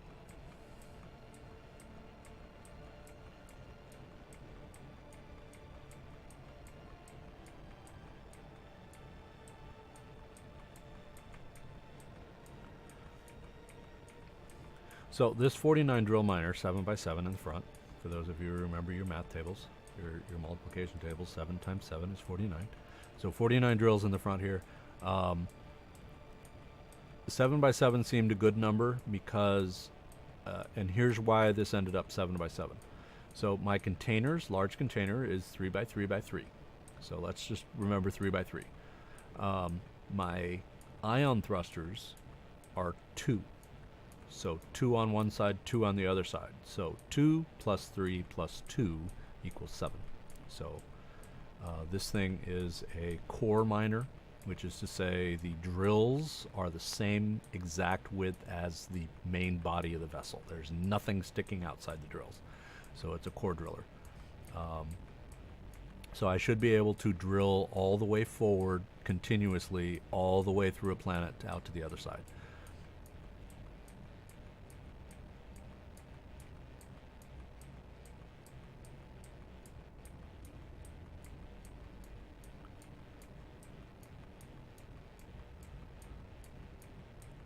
So my bigger miners, this was that medium, I called this a medium miner, so it was intended as an intermediate, something that you could come up from a small miner but still build it. And what I failed to consider is that ion thrusters are stupidly pricey, especially when you take as many ion thrusters as I have on here.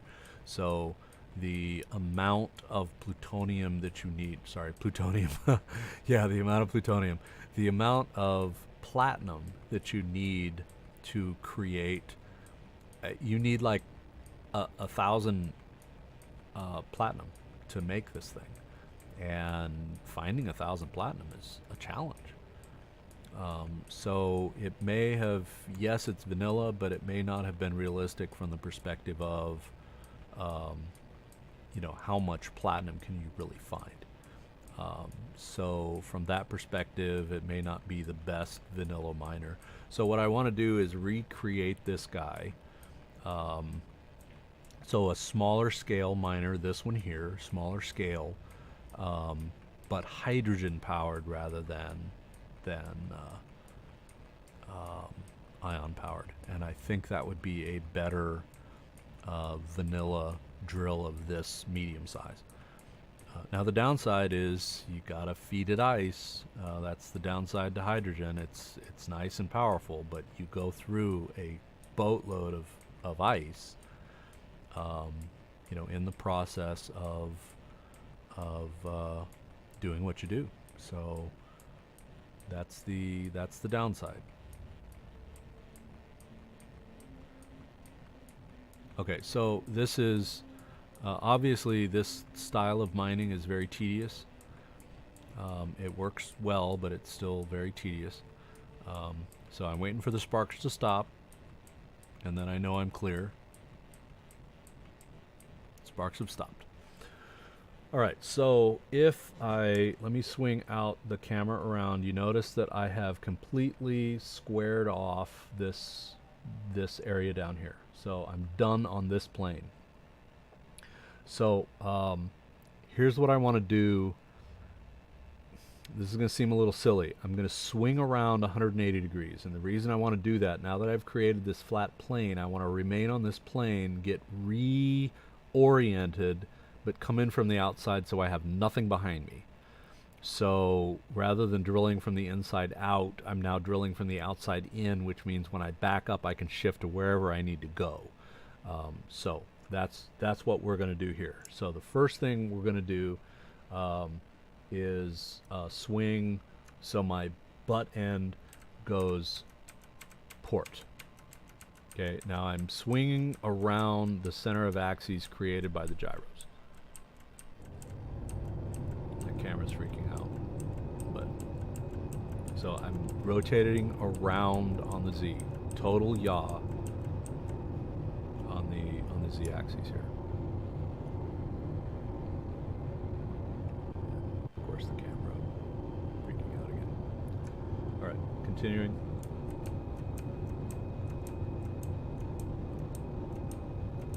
The reason why is I want to completely clean up this plane before I leave this plane.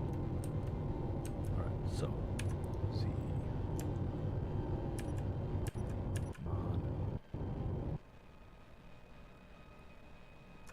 So I'm on the same Z. I'm going to back up and get completely out of the asteroid. Okay, I'm clear.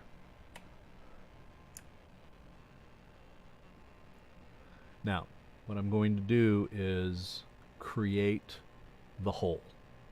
Okay, and I'm going to go all the way in. So having done that, I'm going to pull back up until I'm even with the edge of the asteroid.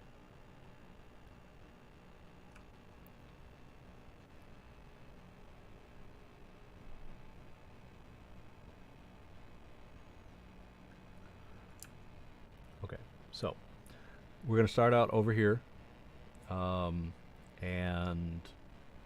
we're going to go all the way to the edge. So, sorry, thrusting to port.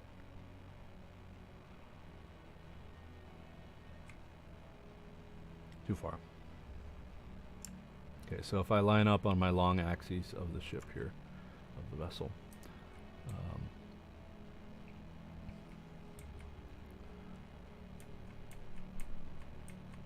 right there. Okay, so I'm going to drill straight in until I get to that center cavern. That's the goal. Now I changed planes, so let me go ahead and probably be more realistic, slightly more. Okay, realign. So there's down the long axis corner. Sorry, go over a little bit more. I think I'm there. All right, thrusting forward.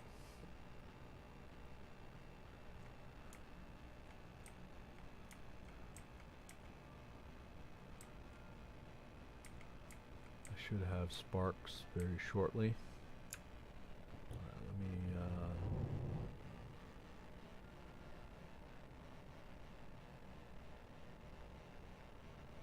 go.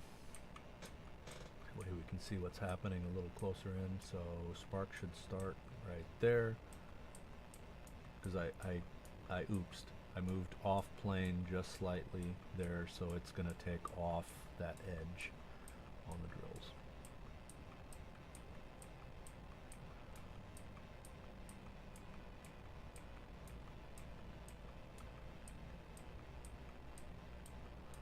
Connecting with the very corner, and then very shortly we should come straight up the port side of the drills.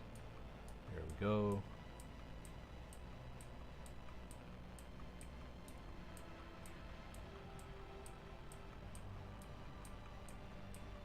The nice thing about a core driller, I highly recommend that you build core drillers, and that's to say, so the entire body of the ship, the vessel that's powering this thing, will go through behind the drills. It makes your life so much easier because you don't have to worry about, perspective-wise, you don't have to worry about, am I going to hit something as I go through there? So it makes your life a lot easier as a driller. Now, it's hard to do on the small drills, which is to say the small drill vessels. It's very hard to do because you have a certain number of things that you have to have. So you're limited by, in this case, technology, right? You have your cab, your cockpit is a certain size. If you put a gas generator, then your gas generator is a certain size. If you're hydrogen powered, then your hydrogen tank is a certain size. If you're putting a container on, then your container is a certain size. So you're constrained by the size of the blocks that you need to make the damn thing. So it can be a little problematic, it can be a little frustrating when you're trying to build something that's effective, that works, but yet still accomplishes the task in a reasonably efficient way. It's one of the reasons why I recommend when you're playing survival, then you start off with a small miner, and then you work your way up. So you build a slightly, so in the case of the miner that you see over there that I built, um, it's ion thrusters, so it's a little pricey. But remember, had a um, I had a ion powered large grid ship that I started out with. So I used the thruster components from that to build that miner. So it made it a lot easier from the perspective of I could just go right straight into a small ship miner using ion thrusters. So I didn't have to worry about hydrogen. I didn't have to worry about a hydrogen tank. I wouldn't even technically have to have a gas generator on it. So you can build even a smaller miner than what I did. But I tend to over-engineer everything. It's just, that's me. I've been engineering for so long now that I try to anticipate future needs, and in the process of that, I over-engineer everything. You know, I try and make something that's going to last forever. That somebody will never say, well, this is so obsolete, it's no longer useful, and it's time to replace it. I try to have vision far, far into the future. For that reason, I don't want something to become obsolete. Somebody paid for something, and I want to create something that is useful to them for the foreseeable future. Okay, the question is, do I mine right out the other side? And really, I probably just ought to mine to the edge of the ice. Okay, one of the things I need to do is check my inventory. Inventory. So my drills are full and remaining full, which might be a problem. Containers. So that container's full, that container's full, that container's full, and that oh wow, I'm full. So, drills off. I need to come out of this guy.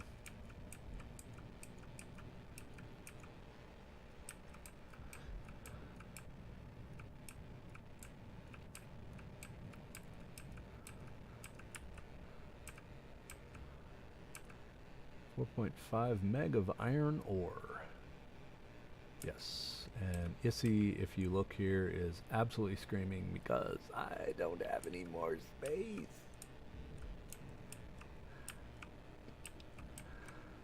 Okay, this is going to look ugly as sin.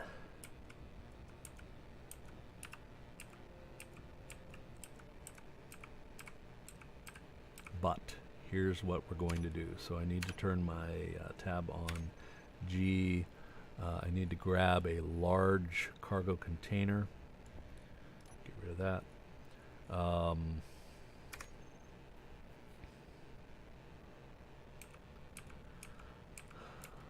Okay, let me go in here. Large cargo container. So number 5, I've got that brought up. Easy inventory. Right click, right click, right click, right click. Okay, so I'm building 4 of these things. So, 5. I'm going to put one right.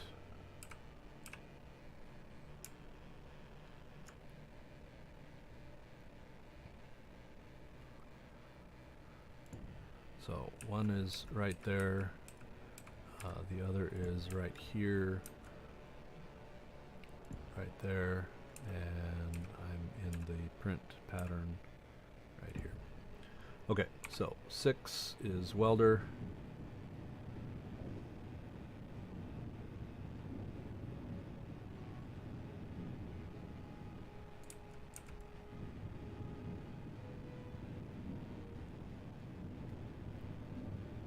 Now the simple solution to this, which is exactly why I have Kenti containers is to start swapping out for Kenti containers.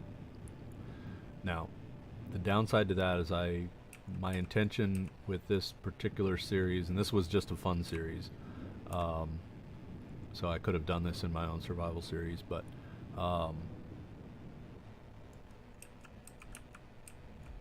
by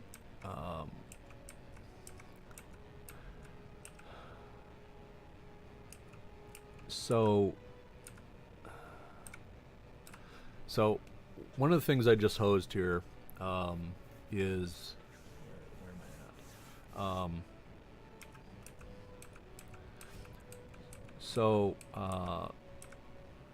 Hold that thought. One of the things that I think new goals. So rather than completely redesign this thing, I'm going to keep on with the barge concept. So the barge production concept. But let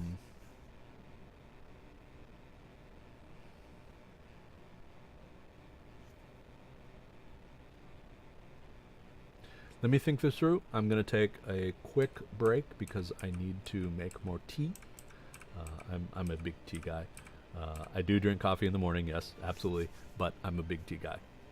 That's probably because of my foreign nationalities. So I was born here in America, United States. I was born in the United States, so I'm a United States citizen, but all of my ancestry is from Europe and the Middle East. Sorry, not Middle East, Far East. In fact, East. So I'm Indian, mostly. If you look at me, you'll see Indian. And what I mean India is Indian. So way back a long time ago, they used to call the Native Americans Indians. And I'm not sure why that was a term, but that was what they were called originally. So as the more politically correct terminology came in, and I absolutely agree with the calling of most of the Native American tribes as Native Americans. They were here in North America, the Americas, long before the Europeans came over and settled here. So I think that was Native Americans is a profoundly appropriate title if you want to pick your race. So anyway, having said that, I'm going to leave you staring. Well, let me get aligned so you can actually stare at everything that's happening here on the screen. Let me put my so that way you're not completely bored. You can actually see stuff that's happening on the screen here. So forgive me for just a moment while I take a break to get more tea. So excuse me.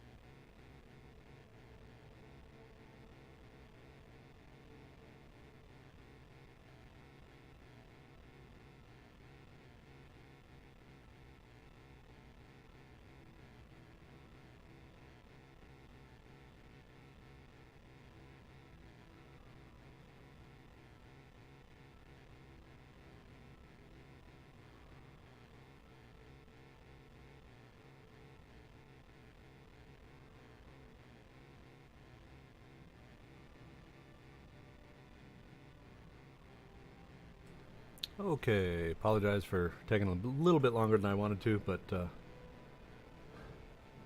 gravel, 11 million in ore. Yes.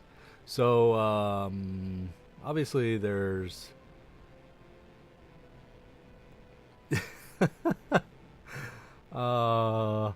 didn't want that much stone, but that's just the realities of how we ended up here. So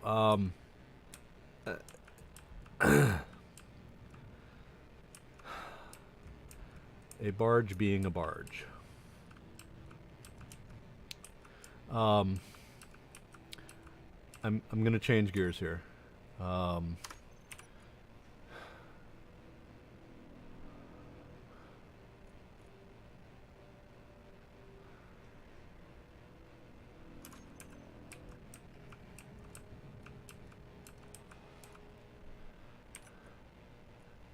knew that was gonna happen. Okay, bear with me for a moment. I'm gonna do a little bit of creative stuff, mostly because um, because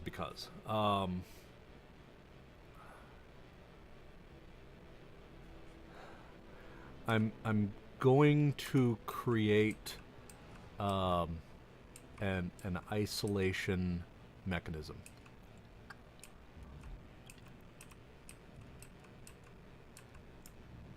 Yep.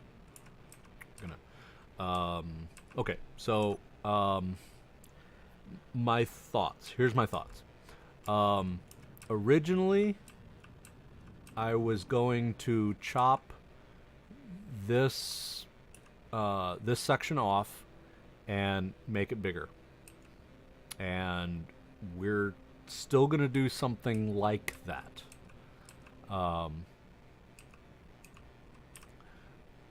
so here's what we're gonna do. On page number 3, 4, I want to take a conveyor junction. So we're gonna take one. Oh, ugh!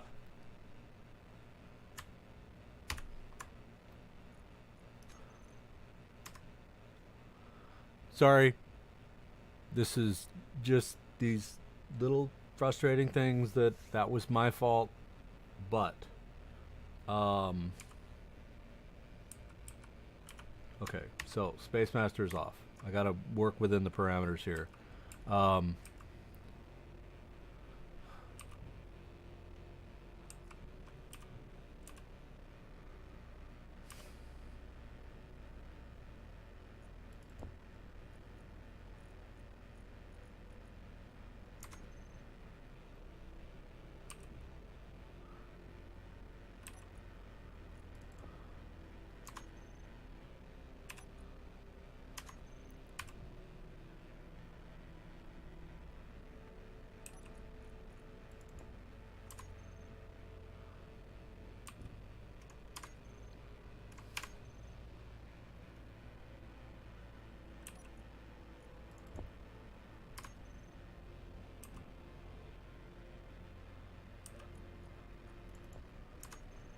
okay. So that's good and bad. I did actually intend to change the location of these. I really built those without thinking through what I wanted to do. So having said that, we're gonna take our idea but expand a little bit. So follow me through here. Junction. Junction. Why can I not paste the junction? Junction, junction, junction. Oh. Okay. Fine. Can I paste it there? Yeah, I can. Okay.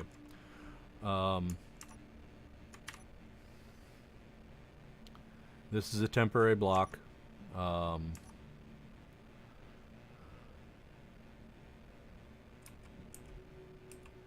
Oh, come on.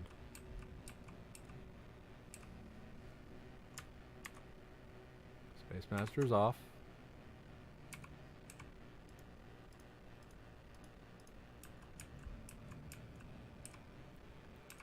Alright, so block, block, block. And maybe even a fourth one. Okay. Continuing on.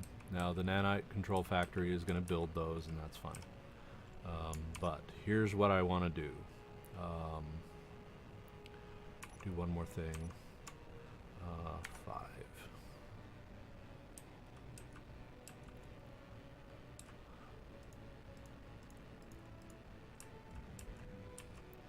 Okay, so number 3, 4 is a conveyor junction. So conveyor junction, conveyor junction. 7. This is a number 5, so we're going to put this pipe in here. Back to conveyor junctions is a single conveyor junction, a dual conveyor tube, and a conveyor junction here.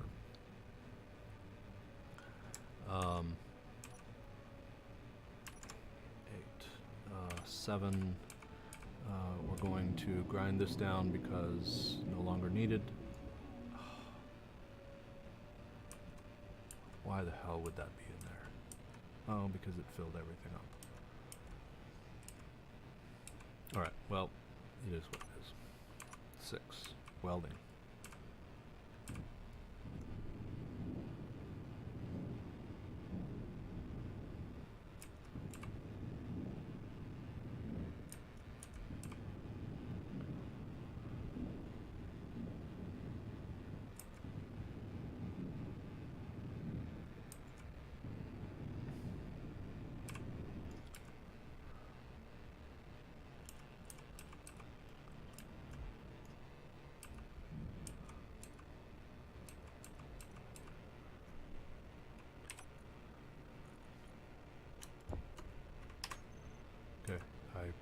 Pulled all that in, but okay.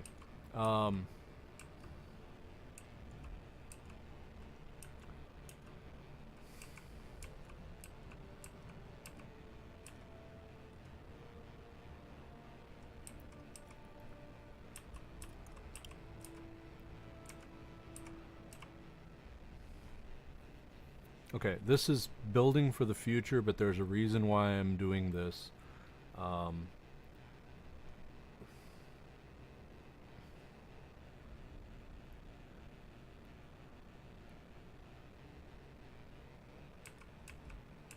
In the end, I want to armor the barge here, and this is going to be a barge. Maybe there's a different way I can do this.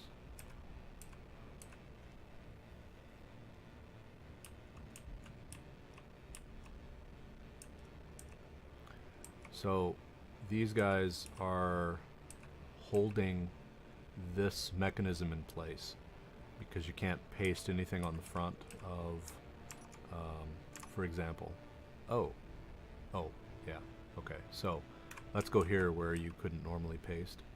Okay, so I have, so right here, because I would be pasting against this, I can't paste to the front of the refinery, which is unfortunate, but it is a reality of refineries. So I wanted to create a bit more of an industrialized environment. So I can go here. So again, bear with me. This is to create a mechanism that will remain intact. So there's this and this.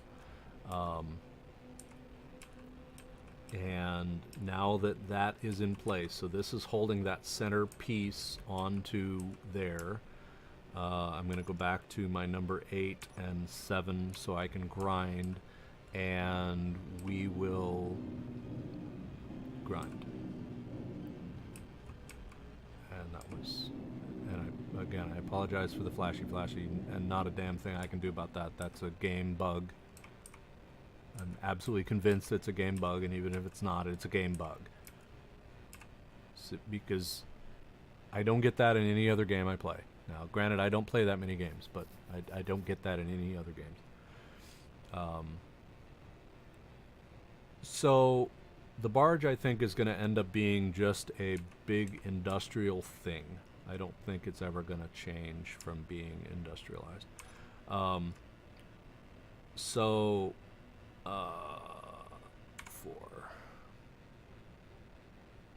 No. This is going to have to be a conveyor junction. That's a conveyor junction.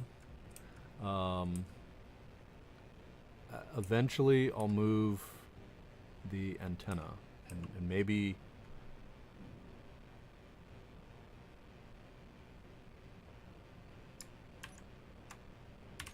it's a good time.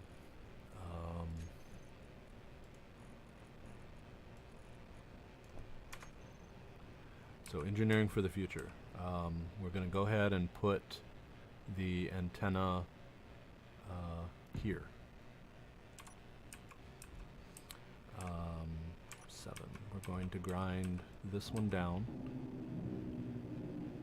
This is something I've wanted to do. I'm of course, for those of you who've listened to me babble quite a bit, you know I'm a military man.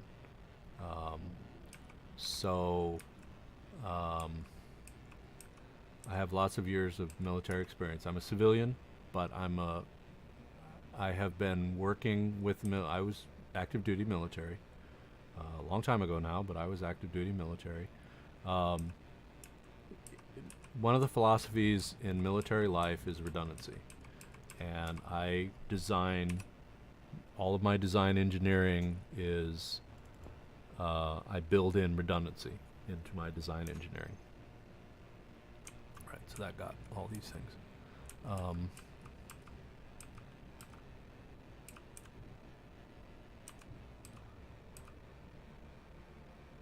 It did pick those up. Alright, so having done that, oh, it did finish that. Okay, so I'm going to grind these down.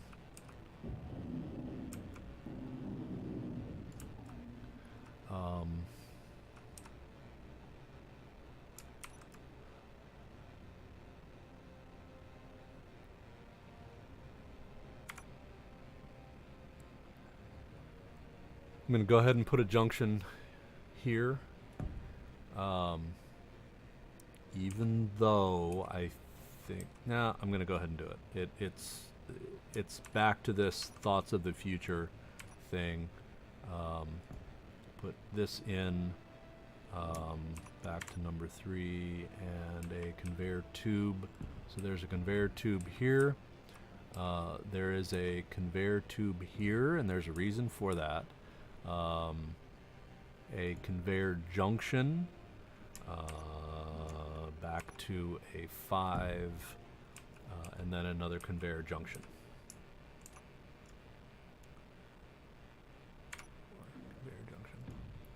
Okay, now you're all looking at this and saying, what the hell is that? And that's a great question. What the hell this is a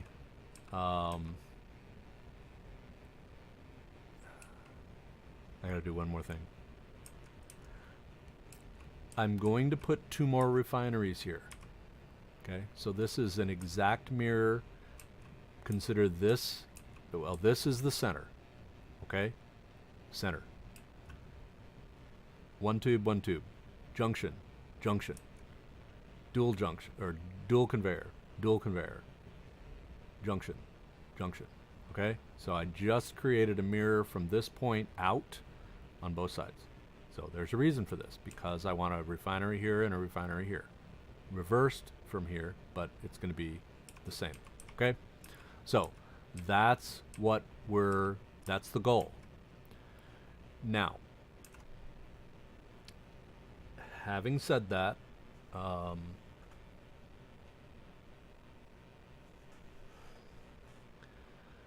I got to do one more thing here because I don't want to lose this particular thing. So I'm going to go back to this one block.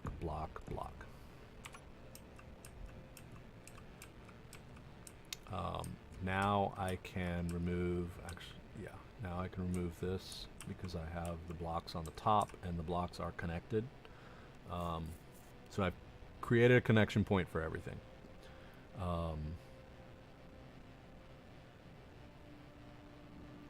Okay, so back out to my grinder, get rid of this. Energy low. Energy is low.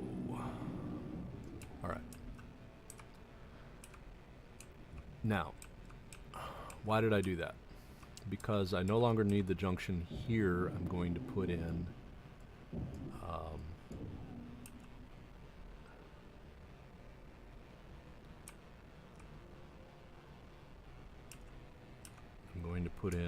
a where did it go? Where did it go? The hell am I? There we go. I got lost. I got totally orientation challenged there for just a moment. All right. Whoa. Now, the refineries. The refineries are going to be a bit of a challenge, and then I will readdress the containers. These containers are going to move, and I'm going to move the other containers as well. So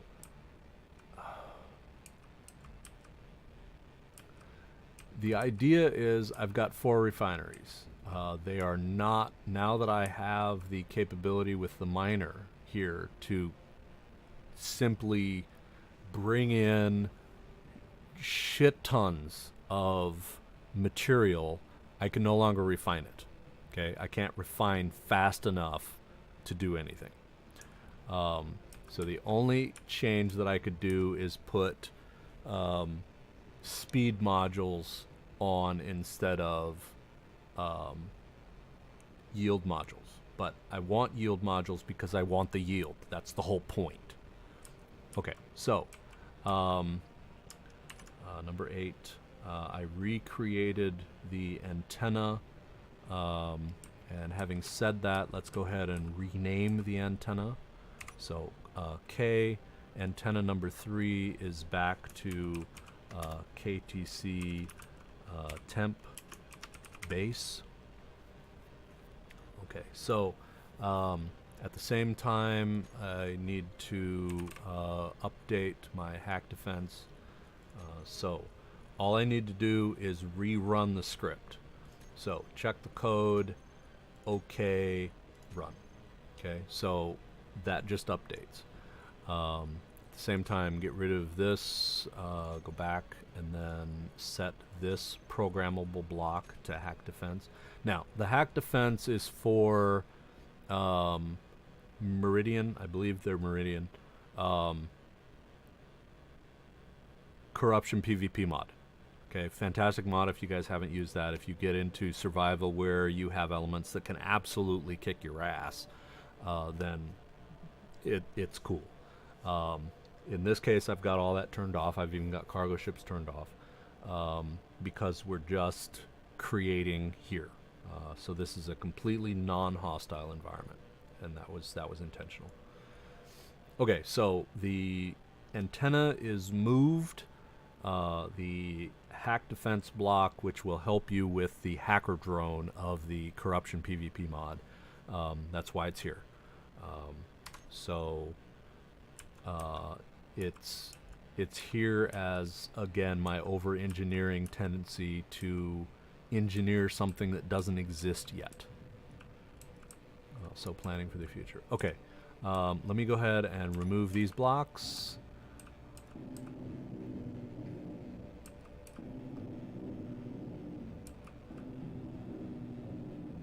Okay, because those are not going to float away. So mount point is there, which is then coming across here and then creating the mount point there. That's not mounted on the forward portion. All right. why are these here? And let me show you why these are here. I put those in specific places for a reason. So that's there, and then junction. That one will be another one, a conveyor tube and a junction. And here's why these are here. So the first thing I'm going to do, if it will let me, is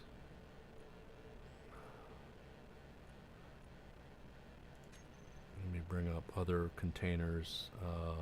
This is container 3, so let me look for container 4.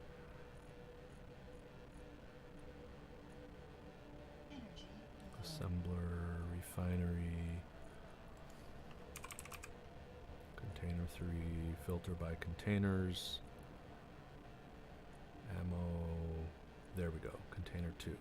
So what I want to do is just drag everything out of here and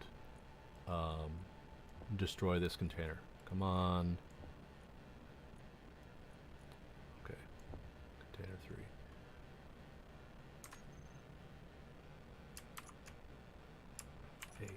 Grind.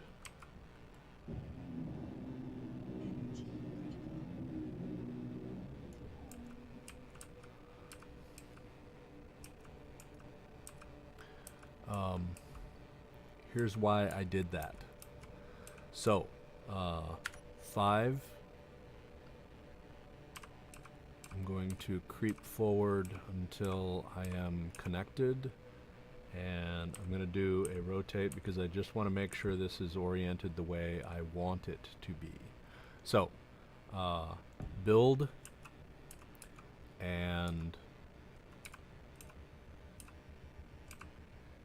damn it.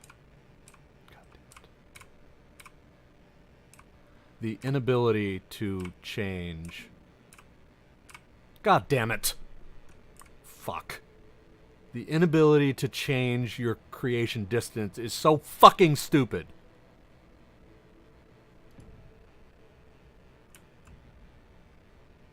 Absolutely fucking stupid. Goddamn fucking developers need to play their game. Hey, that doesn't work really well. Maybe we should change that. Fucking stupid. Okay, so these are where I want them. So this is designing for the future. This was the idea here. So not only do all these junctions line up with the refineries, they also line up with the boxes, the cargo containers. So the cargo containers in this case are going to have redundant inputs that we did not have before. Paste, paste, and paste, paste. Oh shit! God damn it!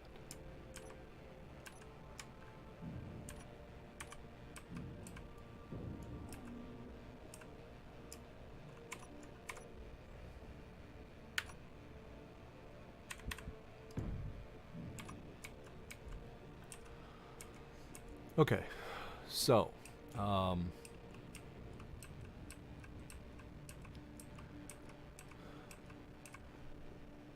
inventory, we want to shift everything that's in here out of here. So we're going to do container, and I'm hoping container 5, so we're just going to shift all of that over to container 5. 8, 7 is my grinder, and we will grind this one down. And of course it put shit back into it. Why wouldn't it put stuff back in there? In fact, I'm going to shift all that out except for we need those things. With those two, so interior plate and steel plate, you can you can build the first stage of just about anything.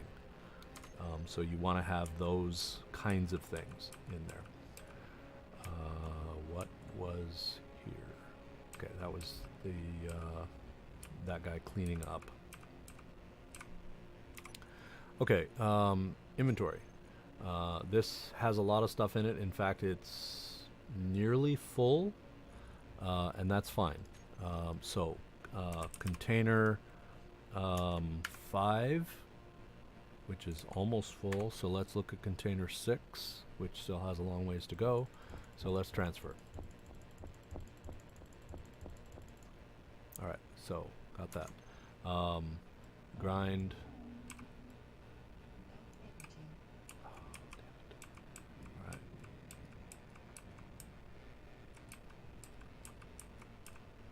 Was bound to happen.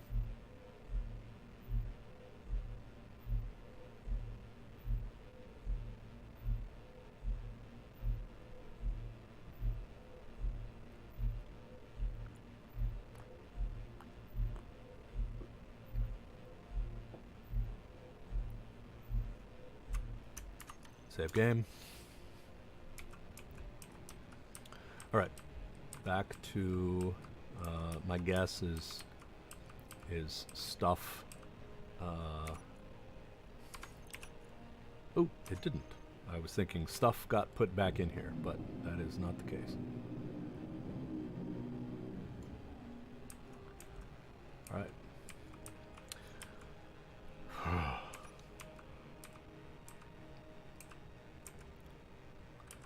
All right, so this is rotated around the correct direction. So paste, and we're putting another one here. So this is these two containers on this side.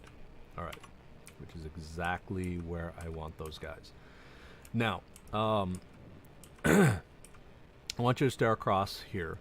What you'll notice is that given this is our lateral plane, we have 3, 1, 2, and 3.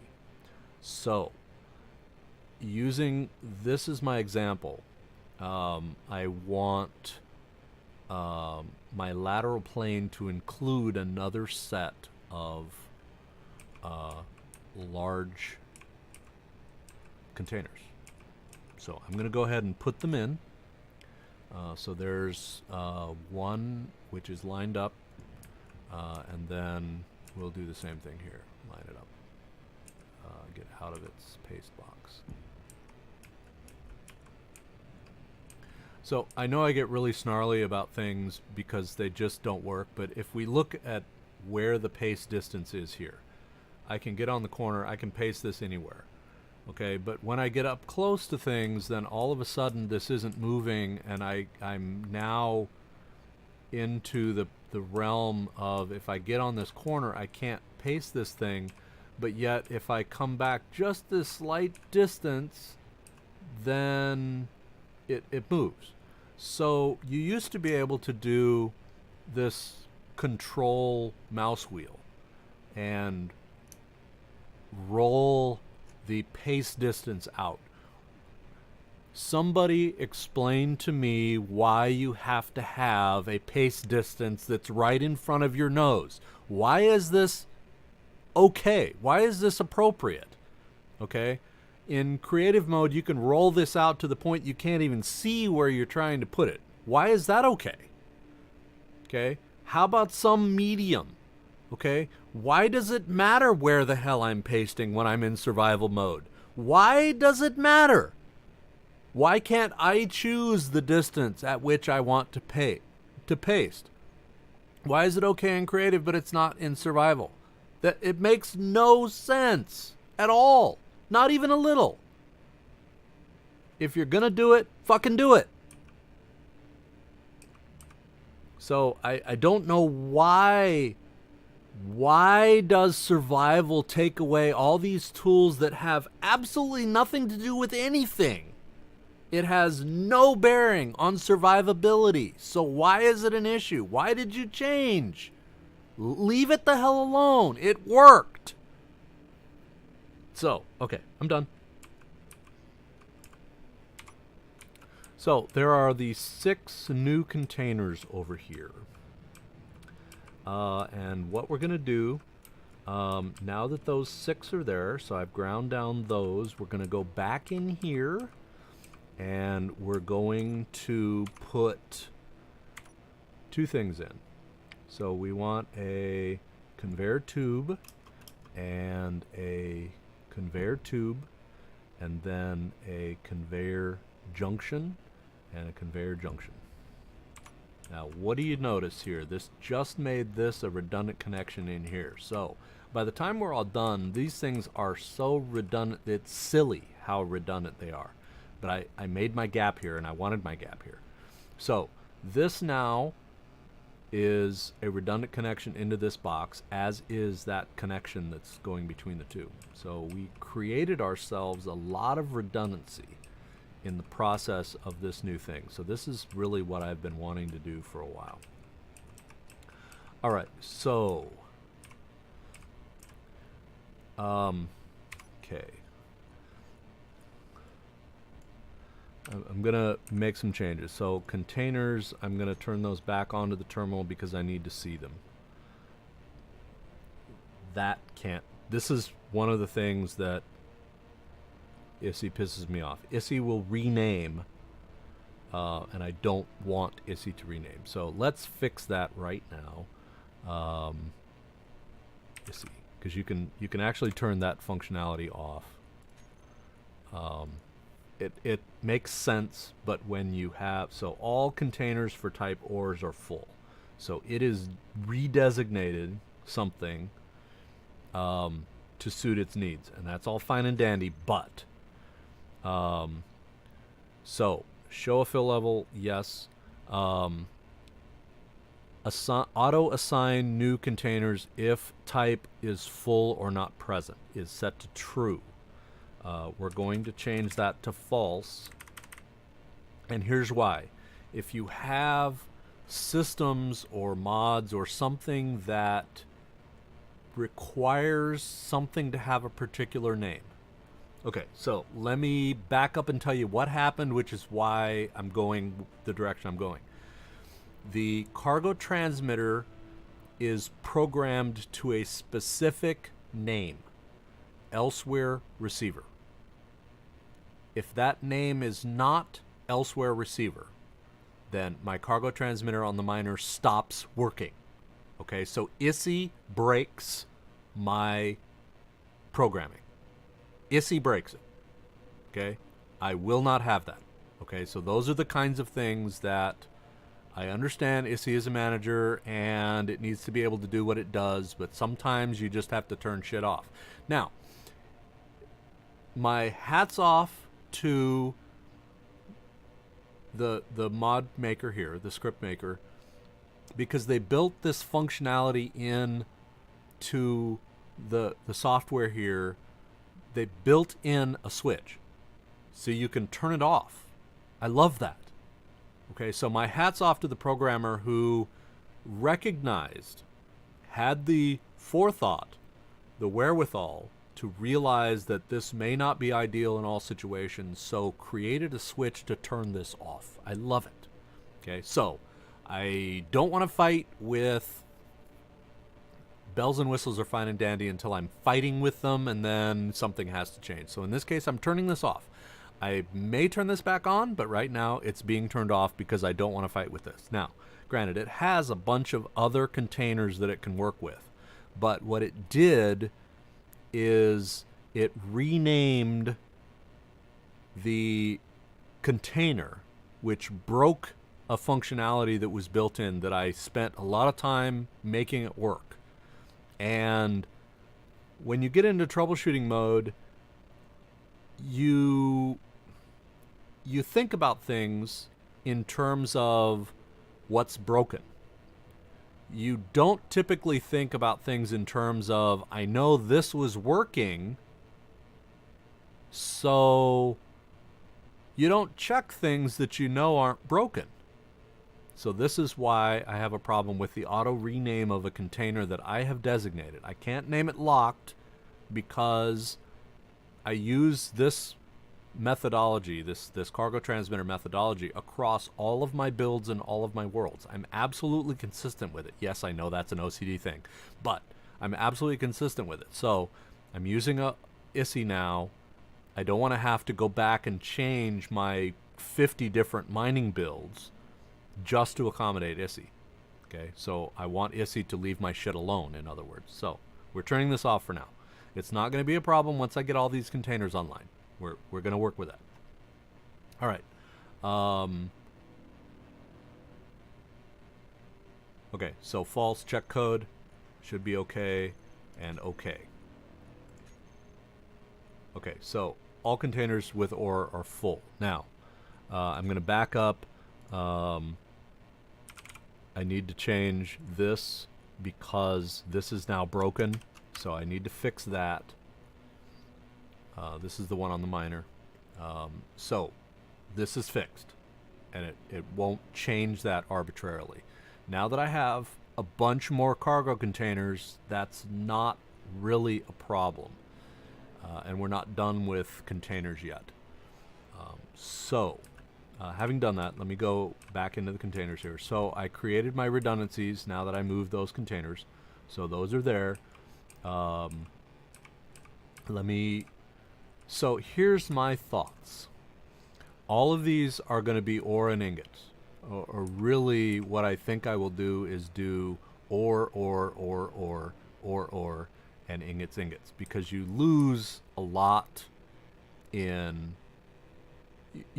of volume when you take it from ore to ingots. So I think I can get by with 2 containers for ingots. So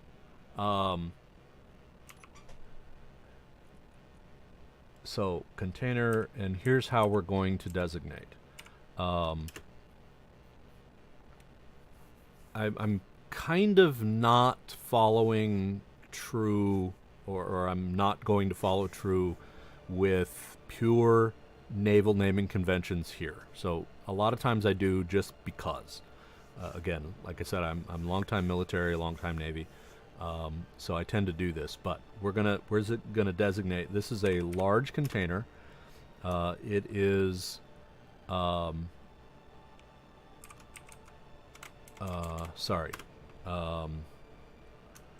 ores 01. Okay, so ores 04, because I'm on the starboard side right now. Okay, so I'm gonna label from left to right as I'm looking at port being the number 1. Okay, so I know that's totally against naval, but this is how we're doing it. I'm gonna go into this. This is now ores. So I'm taking so container large ores 03.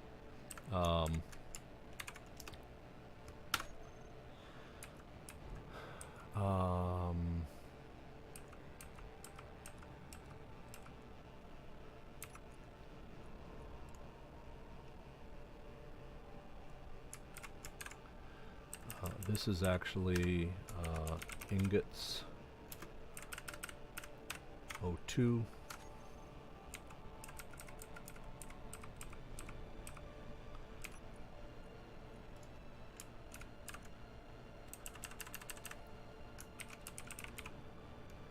This is ingots 01. So this is my 1 and 2 for ingots. Oh,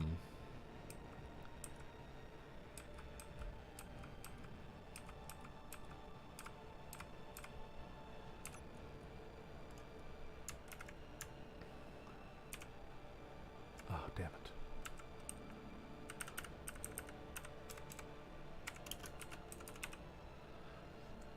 And I'm going to go ahead and designate this 01, even though I don't believe we'll have a second one. And then this is going to be and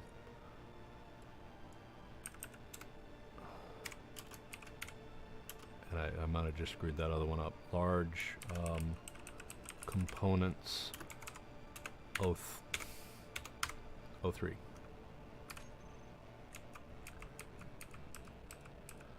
And this is, I believe, yeah, so what I wanted to do here is actually say large. Okay, so ingots, ores, ingots, and then ammo and components. Now here's where a little bit of challenge comes in, because we want to move everything that's in here. Oh, tools.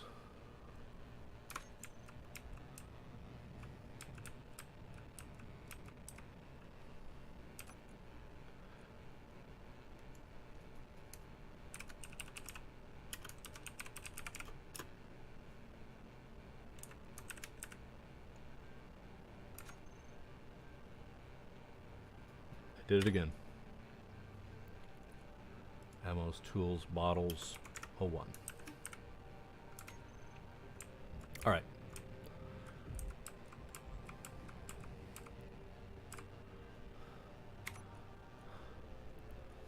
So, tools and bottles. So we're going to go into inventories. We're going to...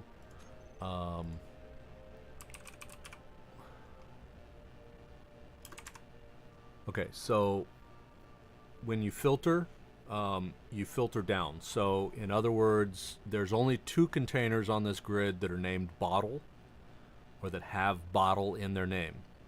And 01, there's only 1 of them. So what I'm going to do here is copy all of this stuff across.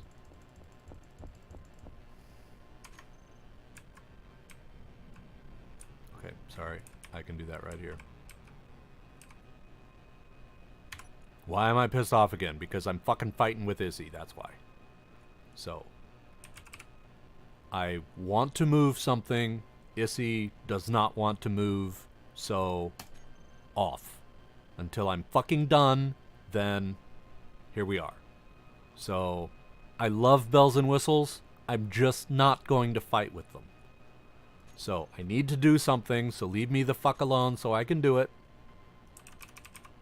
Bottle 01. Okay, so, right back where we started from. I'm not into wasting time either, which I'm doing because I'm fighting with a fucking program.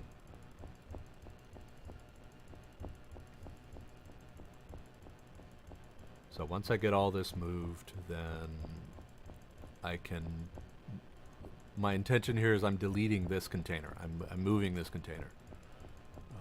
So that's one of the reasons why. And why is there iron in this container? There should not be iron in this container. Probably because it just needed to put it somewhere.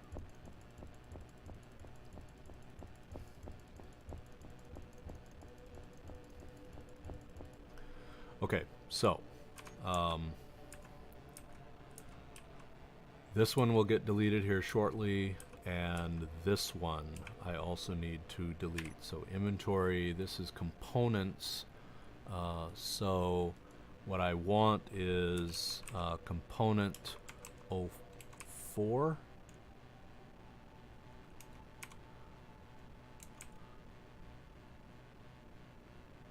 Why don't I have a components 04? Oh. Large. Components 2, components 1. Wow, okay.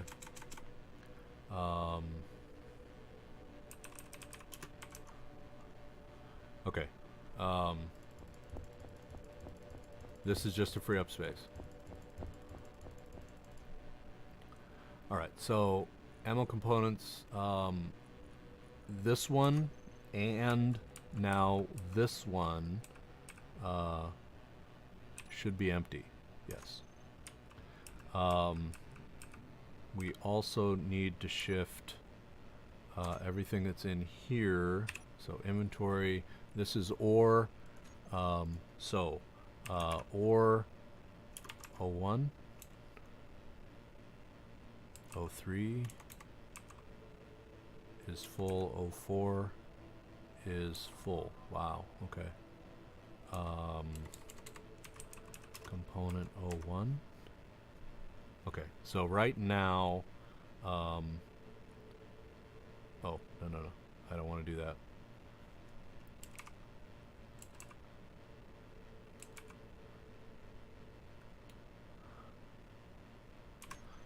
Wow. Here's the problem. The problem is where these guys are, they're not connected to anything except these. So when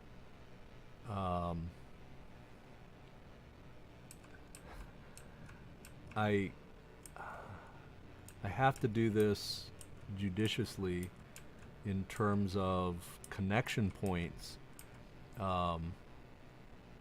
so I can keep everything working. So I don't want to have things fall apart and stop working in the process of making other things work. Now, one of the things I'm going to have to move is this entire information panel. And I have no idea where that's going to go. Maybe right here.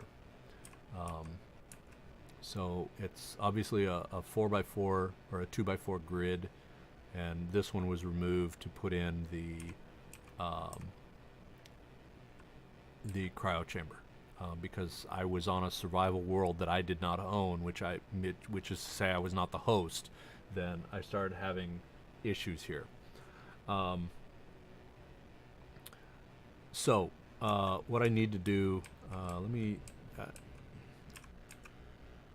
8.99.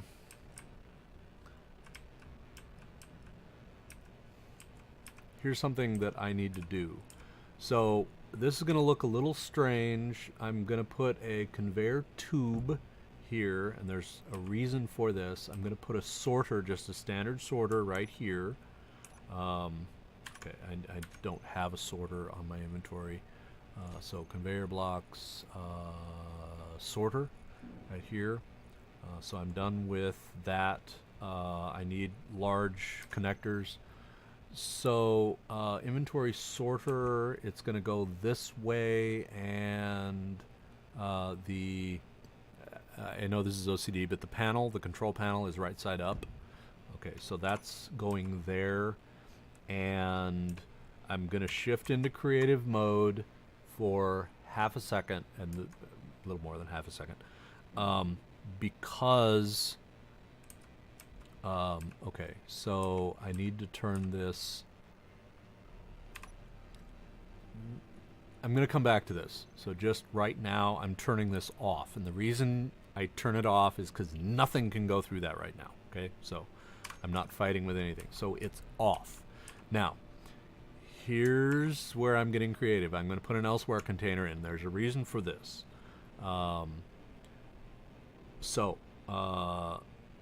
Three are my containers. This is a Kenti small elsewhere container. The elsewhere containers for the large grid is a small model.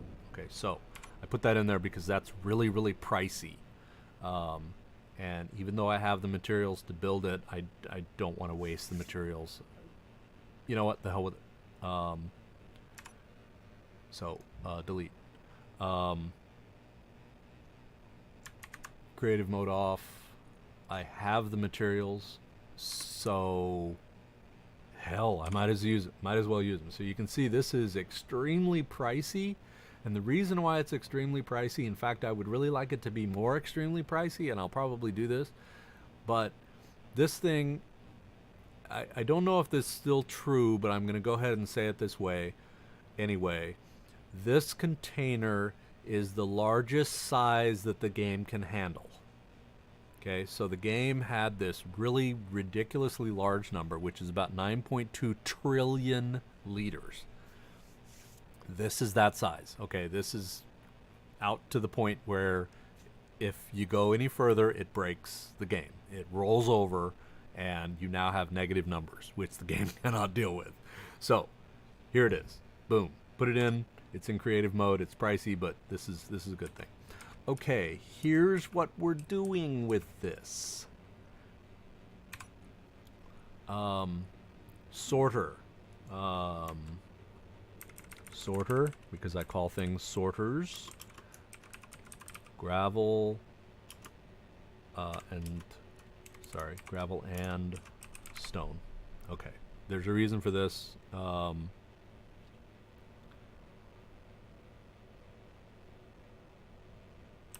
Nope, changing my mind. We're just gonna put stone, because when I really build the other stuff, then having that gravel on the main grid. Okay, I have plenty of gravel right now, so sorter, stone, drain on, whitelist, meaning I'm only gonna pull through the things I want. Okay, whitelist. Don't let anything through but what you have here. And we're gonna roll down here to stone. Stone.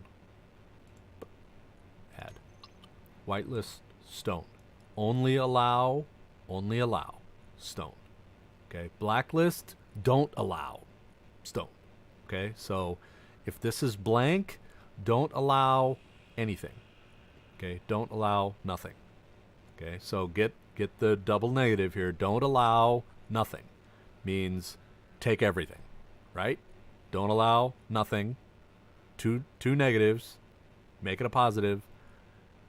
Don't allow nothing equals take everything. Okay, whitelist is only allow this.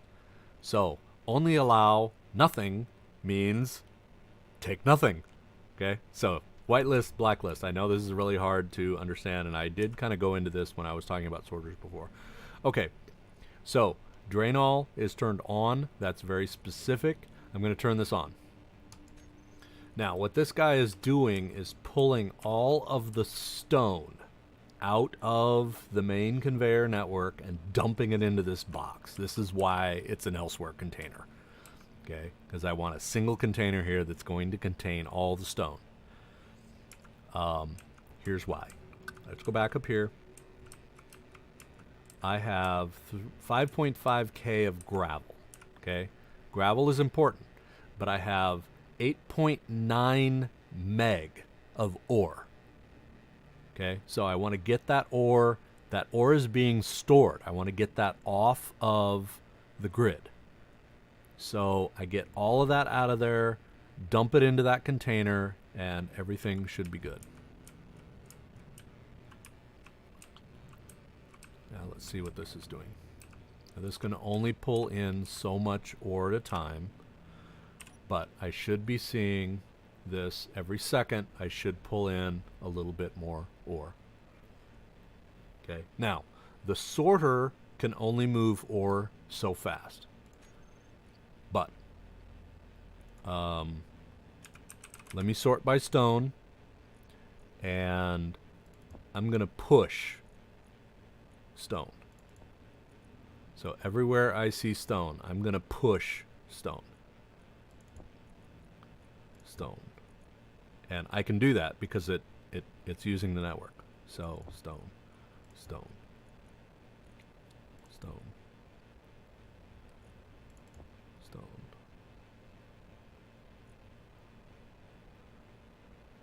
All right, so it said I had 8.9 million. There they are.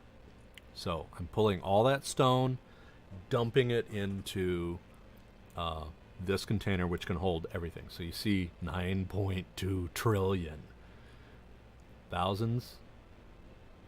Oh, sorry, you can't see that. So here's hundreds, thousands, millions, billions, trillion. 9.2 trillion. That's as big as I could go without breaking the game. Okay, so all the stone is off the grid, which is exactly what I wanted.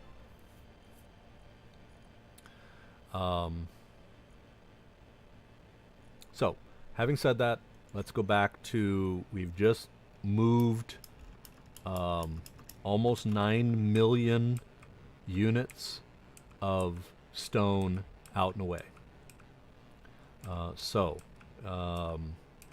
Hopefully this is still empty, which it is. Hopefully this is still empty, which it is. Now we need to move stuff out of here. This is empty. Good. And we want this one empty, which it's not yet. So let's look and see what we have. Ore. So this is this one. We have refinery container ores. Okay, so this one's 99% full. This one's all the way full. So large ores. Wow, we gotta move. Okay. Let's just search on containers. Okay, so ammo and components is empty. I don't know. Yeah, so ice. Why? So I had two different values of ice. Okay, so theoretically, all of these containers are now empty. Inventory, empty. Inventory, empty. Oh. Okay, that was stupid on my part. But we can work with this. Okay. Grinder 7. Okay. We're gonna put this back in at some point, but let me take this cryo chamber apart for now. Let me make sure this is empty, which it is. Sorry.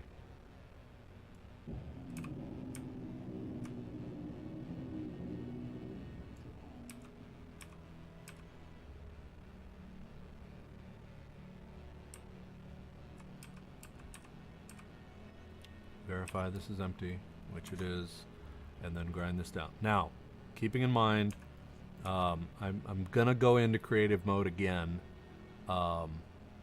just to make this simple. All of these LCDs are programmed in a particular way. So I could grind all these down and move them, but I would have to recreate all the programming, or rather all the designators and the custom data and everything that's in these, which I guess there's no way to put it, I'm being lazy.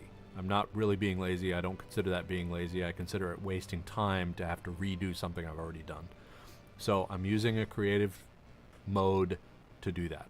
Okay, this thing is bolted onto this container. So when I delete this, those are going to either start moving or just be free floating, which is known, but it's also intentional. Okay, so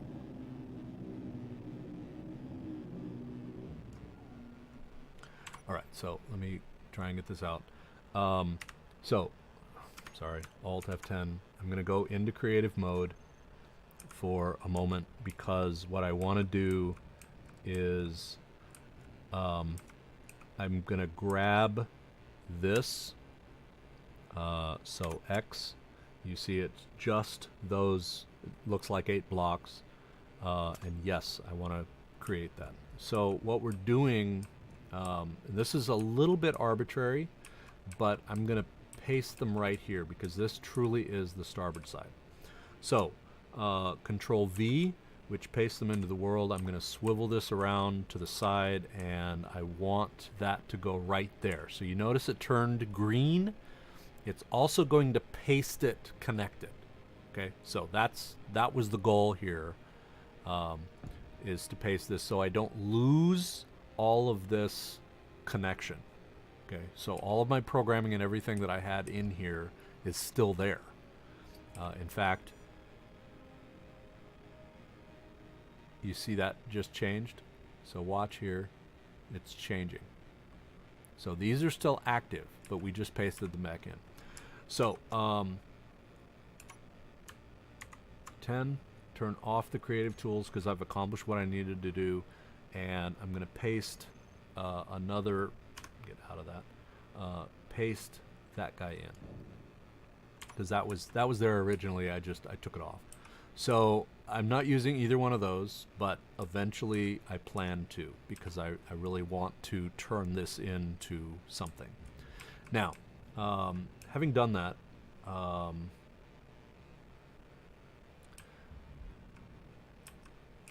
okay, there's a reason for this. It's going to seem really, really silly. Sorry. Turn creative mode. Oh, it's still on. V. I'm gonna paste this over here out of the way. Now, there's a reason for this. Because I actually want to paste the same LCD set on the starboard side. Okay, so these guys are all here. We... Alright. So what I'm going to do here is fill back up on energy and gases, and I'm going to grind this down because I need this space. Grinder and grind down the medical bay.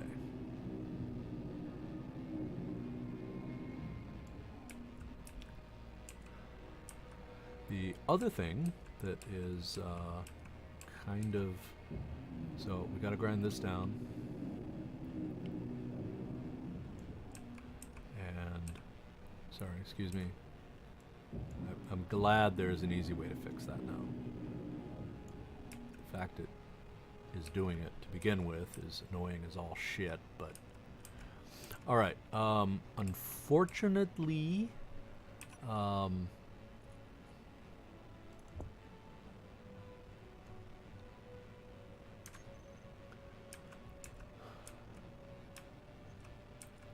unfortunately, I have to move these, and the challenge comes in, where do I put them?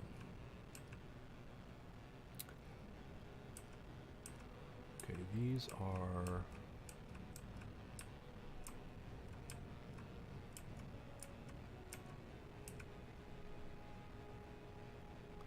Okay, these are all connected via the containers. So here's what I'm going to do. I'm done with the sorter, so G generator, which I'm going to pull the generator down here and do the this. I've got a gap up, so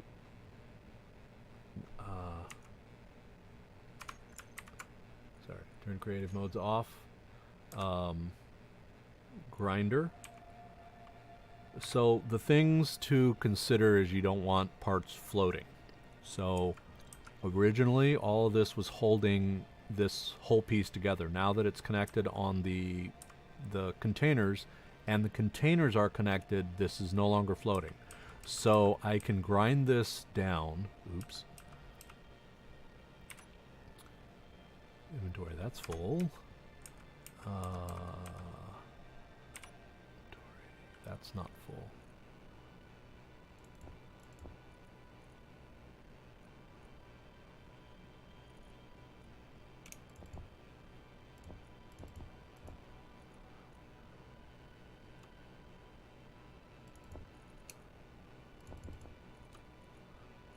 Okay, so that goes, that goes, that goes, that goes.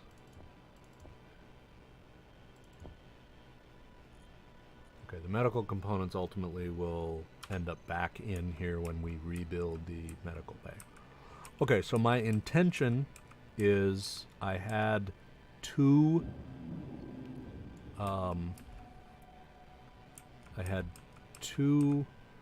gas generators, and we need to remove them. So in this case,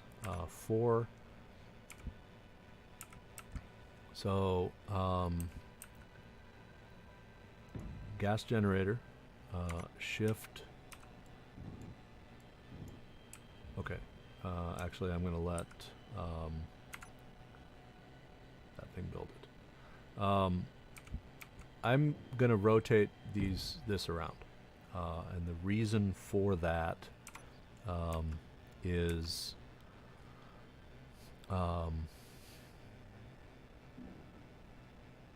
I want the two indicators towards the center, and that's my logical center right there.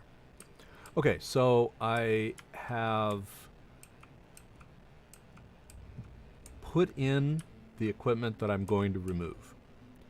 So one of the things I want to do here is turn off and off, and K off and off. Then I go into inventory. I'm going to generators. Okay, so 1 and 2 are the ones that have been here. Okay, and we have gas generator. Well, technically this would be 3 and 4, but right.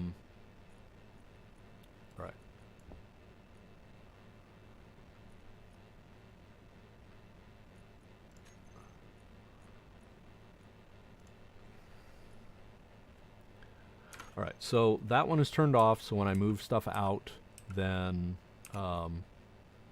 inventory, it won't pull it back in.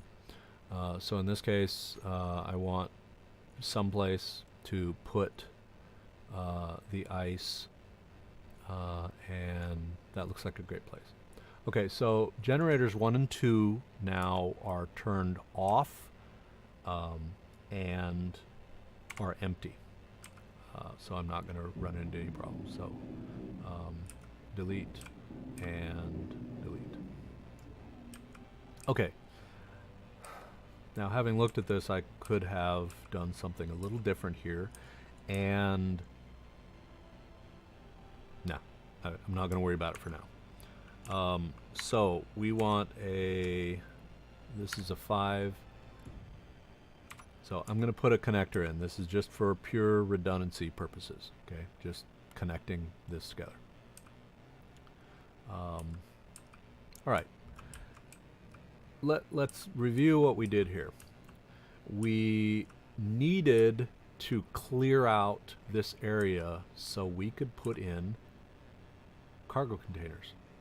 So that was the goal, was to make this area, basically move these 4 cargo containers forward and then build 2 more in the back. So that was the idea. So we have 6 and 6. So we're going to have 12 cargo containers total, which should hold an awful lot of material for an awful long time, I hope. All right.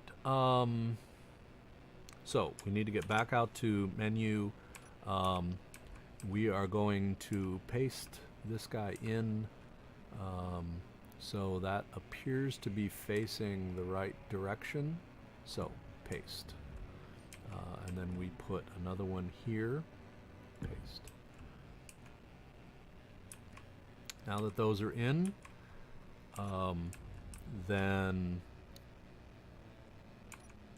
I don't think I have the materials to be able to.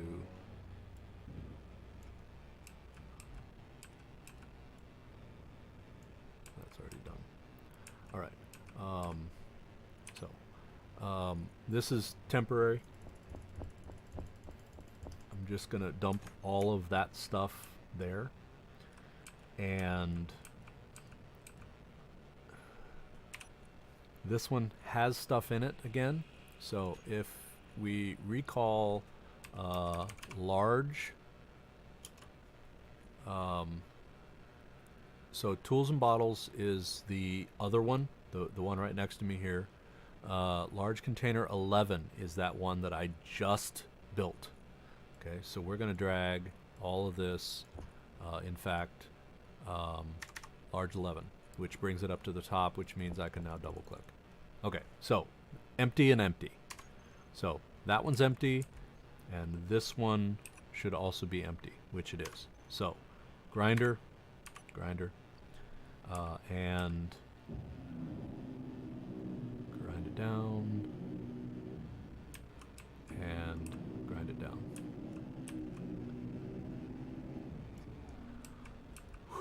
Finally done with all that. Now, The other thing is we can also grind this down because this was the connection point for all 4 of these. So I had no redundancy at all. Okay, sorry. All right. So finally we are at a place where we can paste in the last of these guys. So paste, change over to our welder.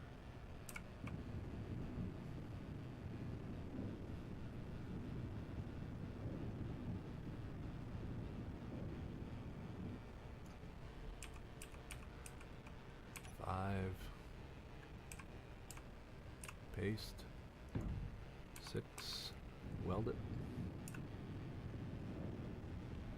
Okay, so that's already connected in 2 different places by virtue of we have that central junction there that I just pasted this against, and we have this connection here. This one happens to have 3 connection points. All right, and then 5, which will be there. Paste and paste. I don't know exactly how many. I'm all out of stuff. But thankfully, the nanite control factory is building there. Now that I'm in my own world, I will actually remove this and build the build and repair system. And there are advantages and disadvantages to that. Okay, the last thing I'm going to do, remember that this was number 4. So I'm going to go into K because I want to actually see what this is. So this was number 4. I'm going to Control C. We're going to verify that this is number 3. So K, this is number 3. That is, according to Issy's number there, entirely contained. This is, so we're going to do a Control A, a Control V. This is number 2. And then finally K, which is a Control A, Control V, and number 1. So now we have 4 ores containers. Okay, 4 containers for just ore. And that's not really true because this, we've already planned this in. Control V is number 5 and number 6. Okay. V number 6. Okay. These 2 should be ingots. Okay, which is ingots 1 and then ingots 2. Okay, large ingots 2. And then this one is going to be ammo components. Oh, ammo tools bottles, which is the only one of those because we really, none of that takes up that much space. Ammo can, okay, when you start getting into missiles and that sort of thing, it definitely can. But tools and bottles, nope, they don't take hardly anything. Okay, so we have this one designated as components 3. Okay, so C to copy that. And then this one becomes components, have a guess, components 1, which of course means this is K, and Control V for components 2. So let's turn this off. So right now all of my containers, which there really shouldn't be that many, in fact, yeah, we'll go ahead and leave that. Okay, so let's review. So we've got all of our containers, our 12 containers. So 1, 2, 3, 4, 5, 6, 7, 8, 9, 10, 11, 12, right? 12 containers. We have ores 1, 2, 3, 4, 5, 6, which is exactly what we wanted. We have ingots 1 and 2. We have components 1, 2, and 3, and then one designated as ammos, tools, and bottles. Okay? So we have all 6 of ISI's containers, right? 1, ores, ingots, components, ammo, tools, and bottles. 1, 2, 3, 4, 5, and 6. So I have titles for all of these, and then Izzy can manage everything and sort according to all of those. So, having said that, Izzy, on. So, ores are full. That is not true. Check. Okay. There we go. For 14 sorted cargo containers, but 6 designators. All right. So, having done all that, let us go. We have... So, Issy should be running. How can you tell Issy is running? Because the little wheel is spinny, spinny. And you can see now we have a lot of ore, and we have a lot of components.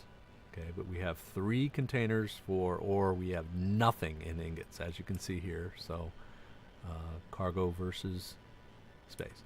Okay. Now we're ready. Okay, so we have our container situation all resolved. That was the idea. We need 2 things onto the little world here: refineries and yield modules. Yield module. So, for refinery. Now these refineries are going to go in a particular direction.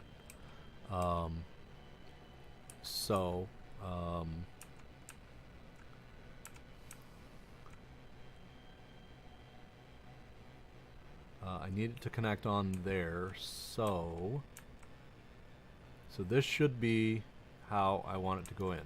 And what I want to do is see, that may not be what I want. Okay, so let's get over here and actually see. No. Okay. So let me, again, because I fucking paste distance.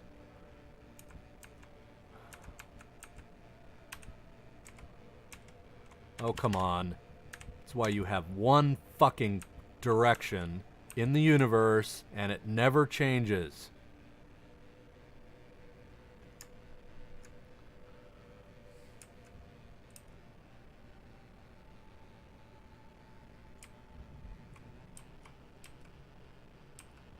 Alright, so the container, sorry, the port is on the top in both of these.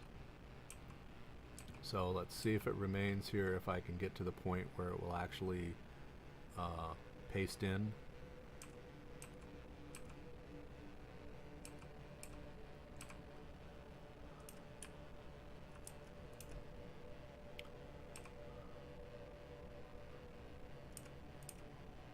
Oh, because I probably don't have any materials. Alright, so I just need to make sure I have creative tools turned off here. So 1, 2, 3, 4. Oh, I don't have enough. Okay, so paste, which I'm hoping this is correct. Yeah, so those should be the ports. 2.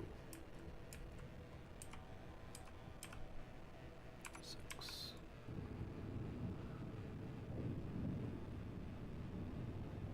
Sometimes it's a little hard to tell where the ports are. So there's the port. So the port now is connected onto the junction, which is exactly what I wanted. Okay, next stage is the yield modules, okay, which I just want to make sure I'm pasting them in the correct position. So in this case is here, here, here, here, here, here, I'm going to reverse and do the same thing again, because there's going to be another refinery here just like I had on the other one. So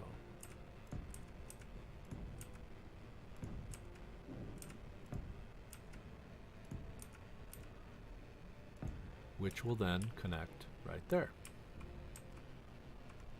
So refinery, these are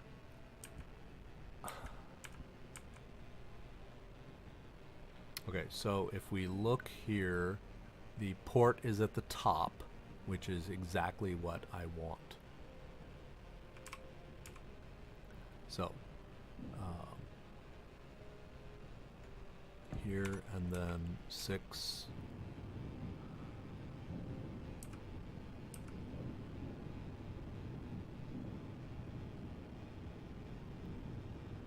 Takes a long time with a stock welder.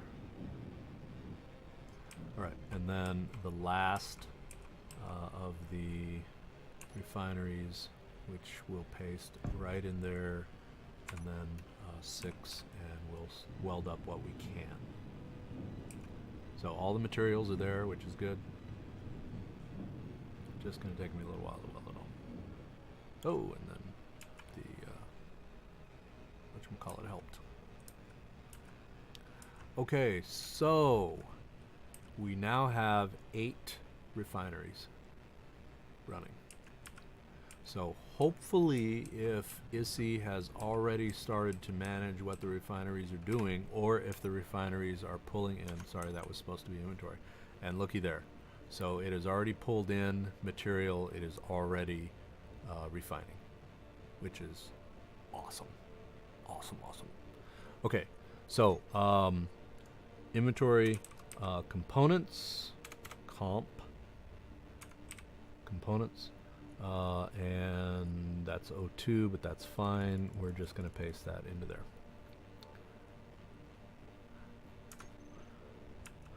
Okay,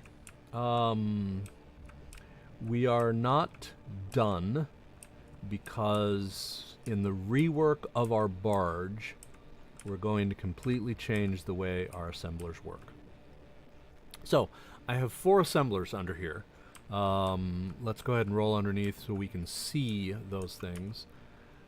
So we have, you can see a speed module and a speed module, and then you see a speed module and a speed module. So we actually have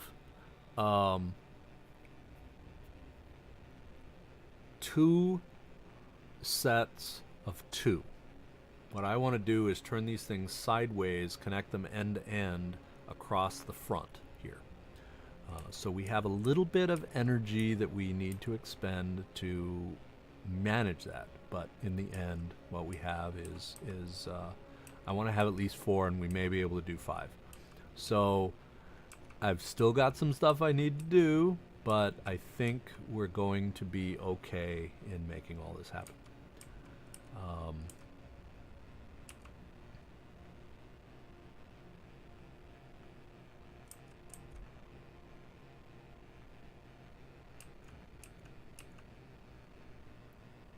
So my connectors apparently are on the top if all this goes well.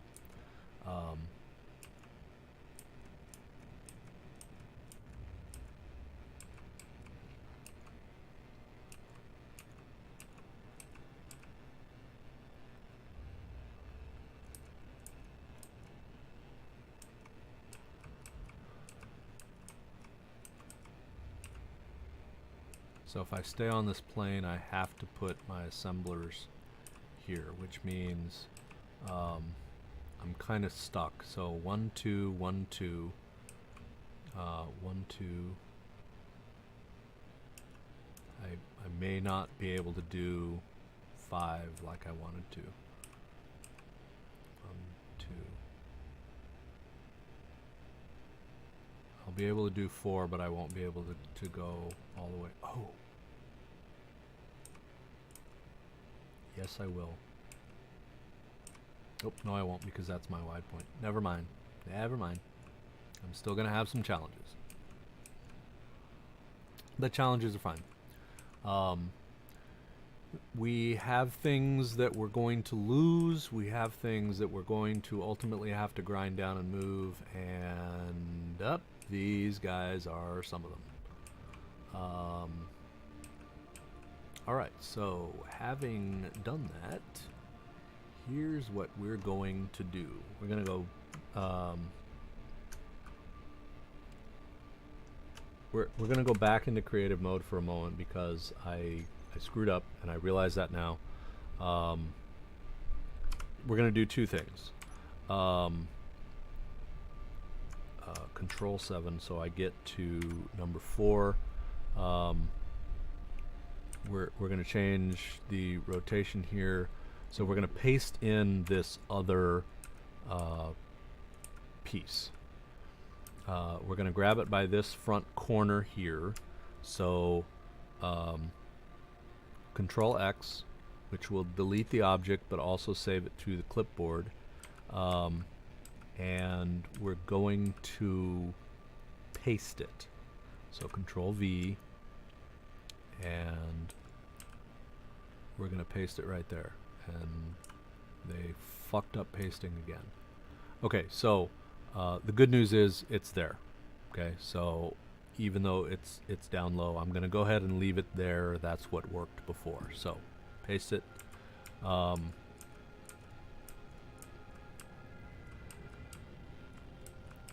At the same time, I'm going to paste that over here. So we're going to rotate it, and then okay, so some reason. Now, there's certain things that are going to break, and one of the things that I need to do is remove auto crafting. So LCD panel, and this one is also just LCD panel, and all right, so okay, custom data, edit text.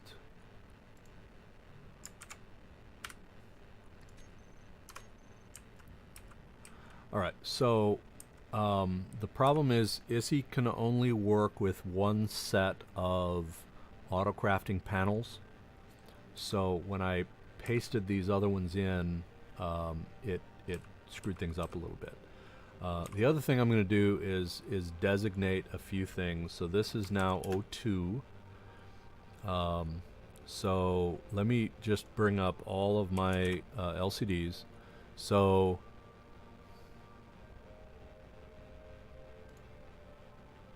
okay, that should not be happening. Oh, yes it is. Okay, never mind. I know why. Okay, so here's what I need to do is, because these are functioning, so I need to, and it doesn't even matter what I do here, so delete, delete, delete, delete, delete, delete, delete, delete. Okay, so if everything works correctly, then ISI will fix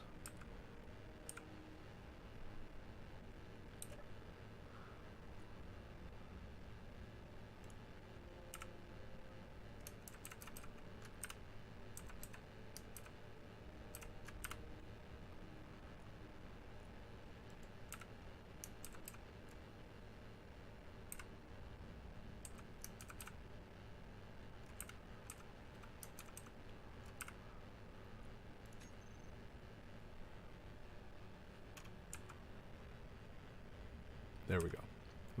We had to help ISI fix itself.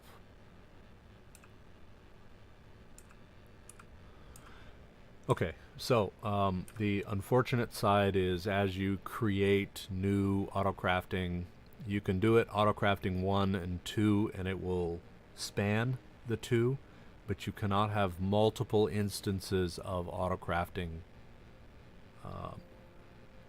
you can have all the status panels that you want, but you cannot have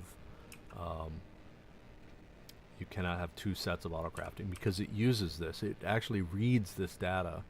So if I want to go in here and change the amount, for example, of canvas, then I literally go in here and I change this value. So let's change this value to 460. So you see this change to 460, and it queued 2 more. So it reads that information. This is how you tell ISI what you want. Okay, so that's anyway, babble. All right.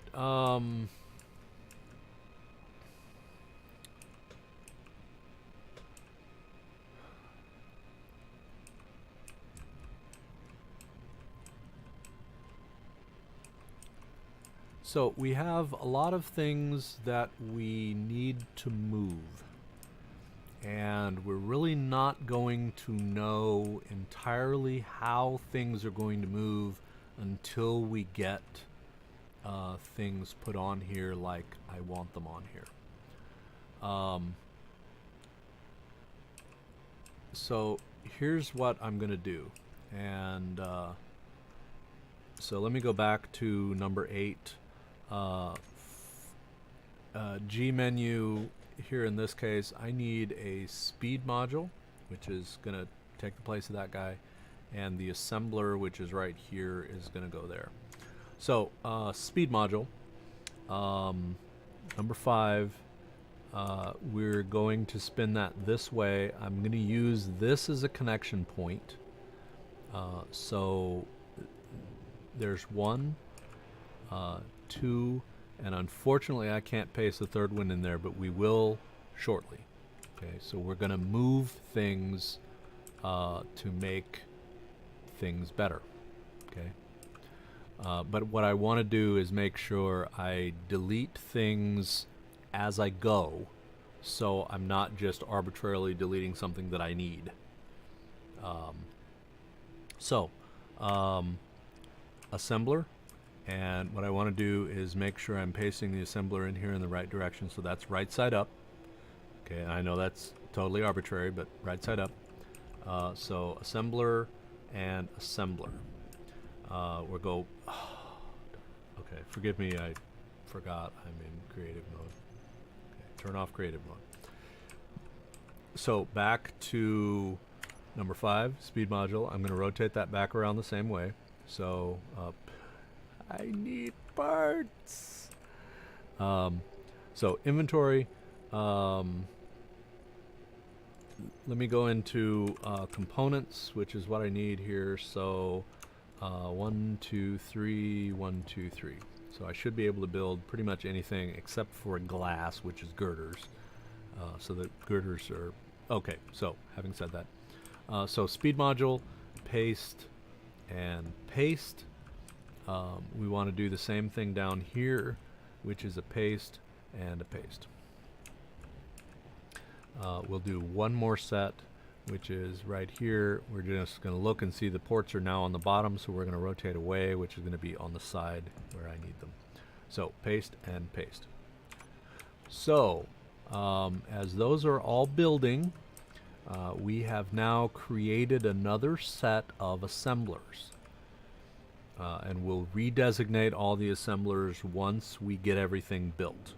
So one of the other things that we need to do, we'll go into menu number 3. We want a conveyor tube here. We're going to put a junction there. Conveyor junction, and I think we're going to go ahead and put another conveyor junction there. And then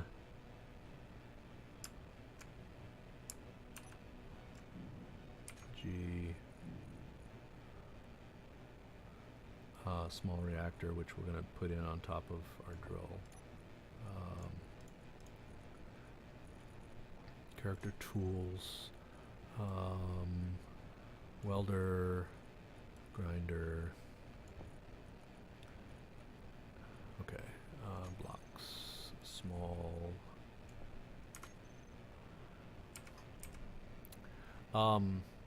What are we doing?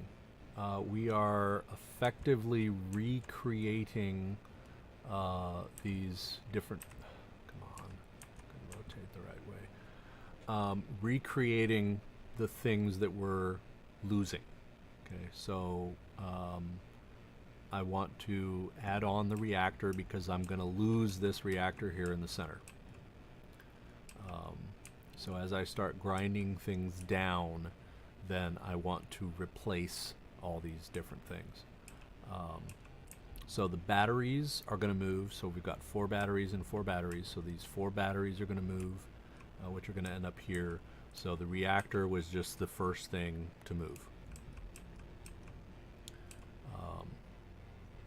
All right, inventory. What do I have in inventory? I've got a boatload of stuff. So let me move this out. This was actually for the miner. Let me find the miner. I may be out of. Nope. It's okay. But let's go ahead and do it anyway. I'm doing maintenance. K. In fact, one of the things I want to do here, teleporter, is turn this on.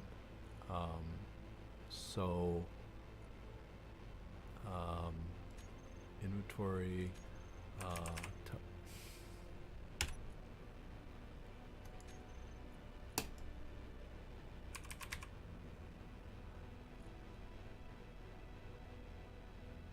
Okay, and we are transmitting. We're transmitting a boatload of stone, but we're transmitting. Okay, so reactors are first, so I want to fill up my 4 reactors.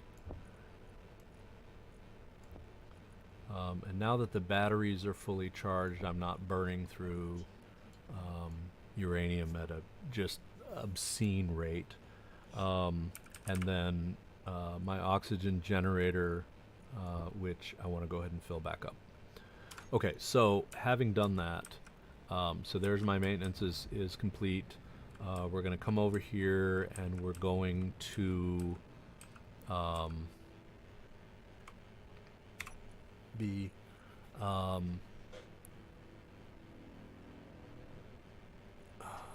inventory. Oh, that one's full. Components. So we have that one that's not full.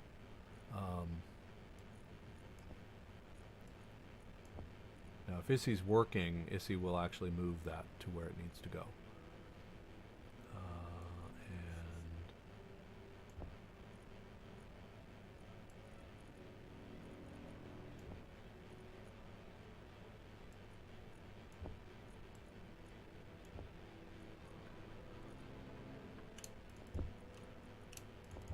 So 200 each. That way I can do stuff as I need. Okay. So this reactor is now working. One of the things you notice is with the cargo containers here, this actually works out really well because the one cargo container comes just a little bit beyond the end here. We're going to move those 4 batteries, which is going to be more when I'm done.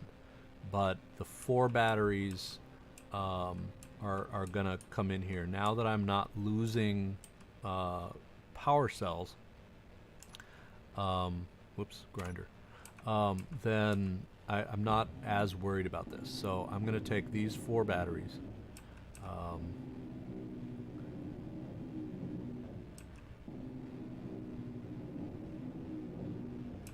So I should have 320 power cells.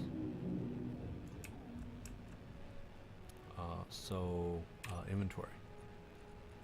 320 power cells. So they don't. I'm glad they changed that. That was one of the most frustrating and stupid things, asinine things. Okay. So I need battery onto this list, which is great. So port to starboard here. Haha. Oops.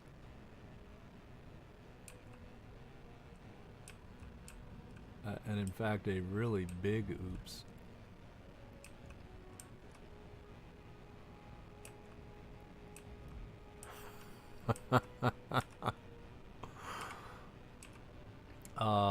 The only recovery at this point. Okay, here's what I did.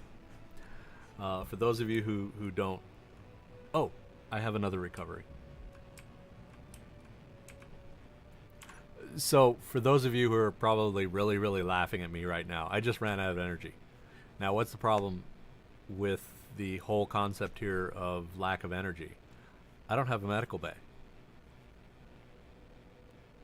So technically, I would be totally and wholly screwed because I'm out of energy, which means I can't weld. And even if I put down a medical bay, I can't weld it because I don't have any energy. However, I have a cockpit there and I have a cockpit there. So we can actually recover because I do have a cockpit. So we just jump in here, which is going to reload my gases, thankfully, and repower myself. Now, the other salvation here is I have a nanite control factory that's sitting there on the station, which means if I pasted something, then it will build it. So anyway, the good news and the bad news. I totally blew it there. Okay, that was total oversight. I should have looked where it says energy low. I should have paid attention to that, but I didn't. All right, here we go. So this this is a convenient place for medical because I that way I have one on each side, one on one side, and one on the other side. So that means I'm going to pull in medical, which is here, and I'm actually going to pull in a cryo chamber, which is here, and I'll show you how we're going to deal with that. So the cryo chamber is going to go right here. For those of you who are into comedic nuances, so there's the cryo chamber. Oops, let me turn off creative tools so it's off.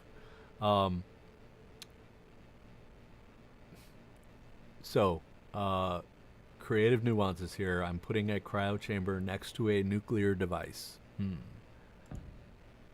Hopefully it's well shielded. Otherwise, you're going to be dead as you're in there. Okay, medical bay.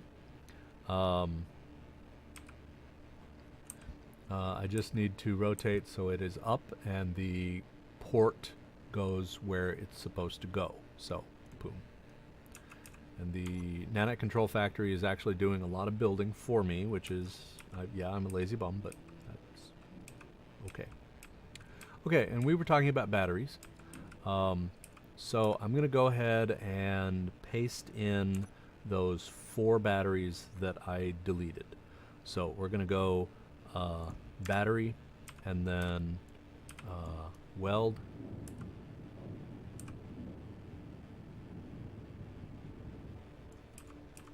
And then these will have to recharge, so battery and weld.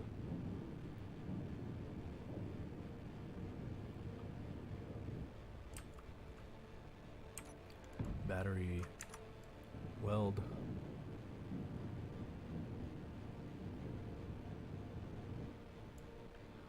And finally, battery and weld.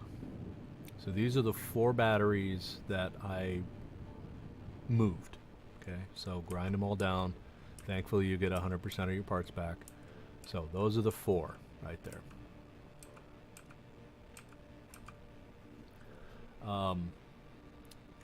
We do need to move this, but we're going to do it in creative mode because that's a shit ton of stone.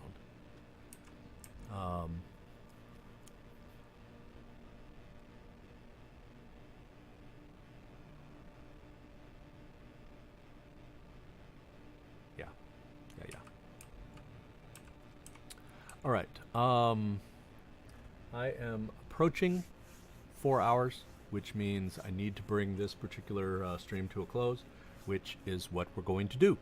So, or video, sorry, video. I'm not streaming. So, this is Kenty Tiger signing off. Thank you so much for watching, and we'll catch you next time.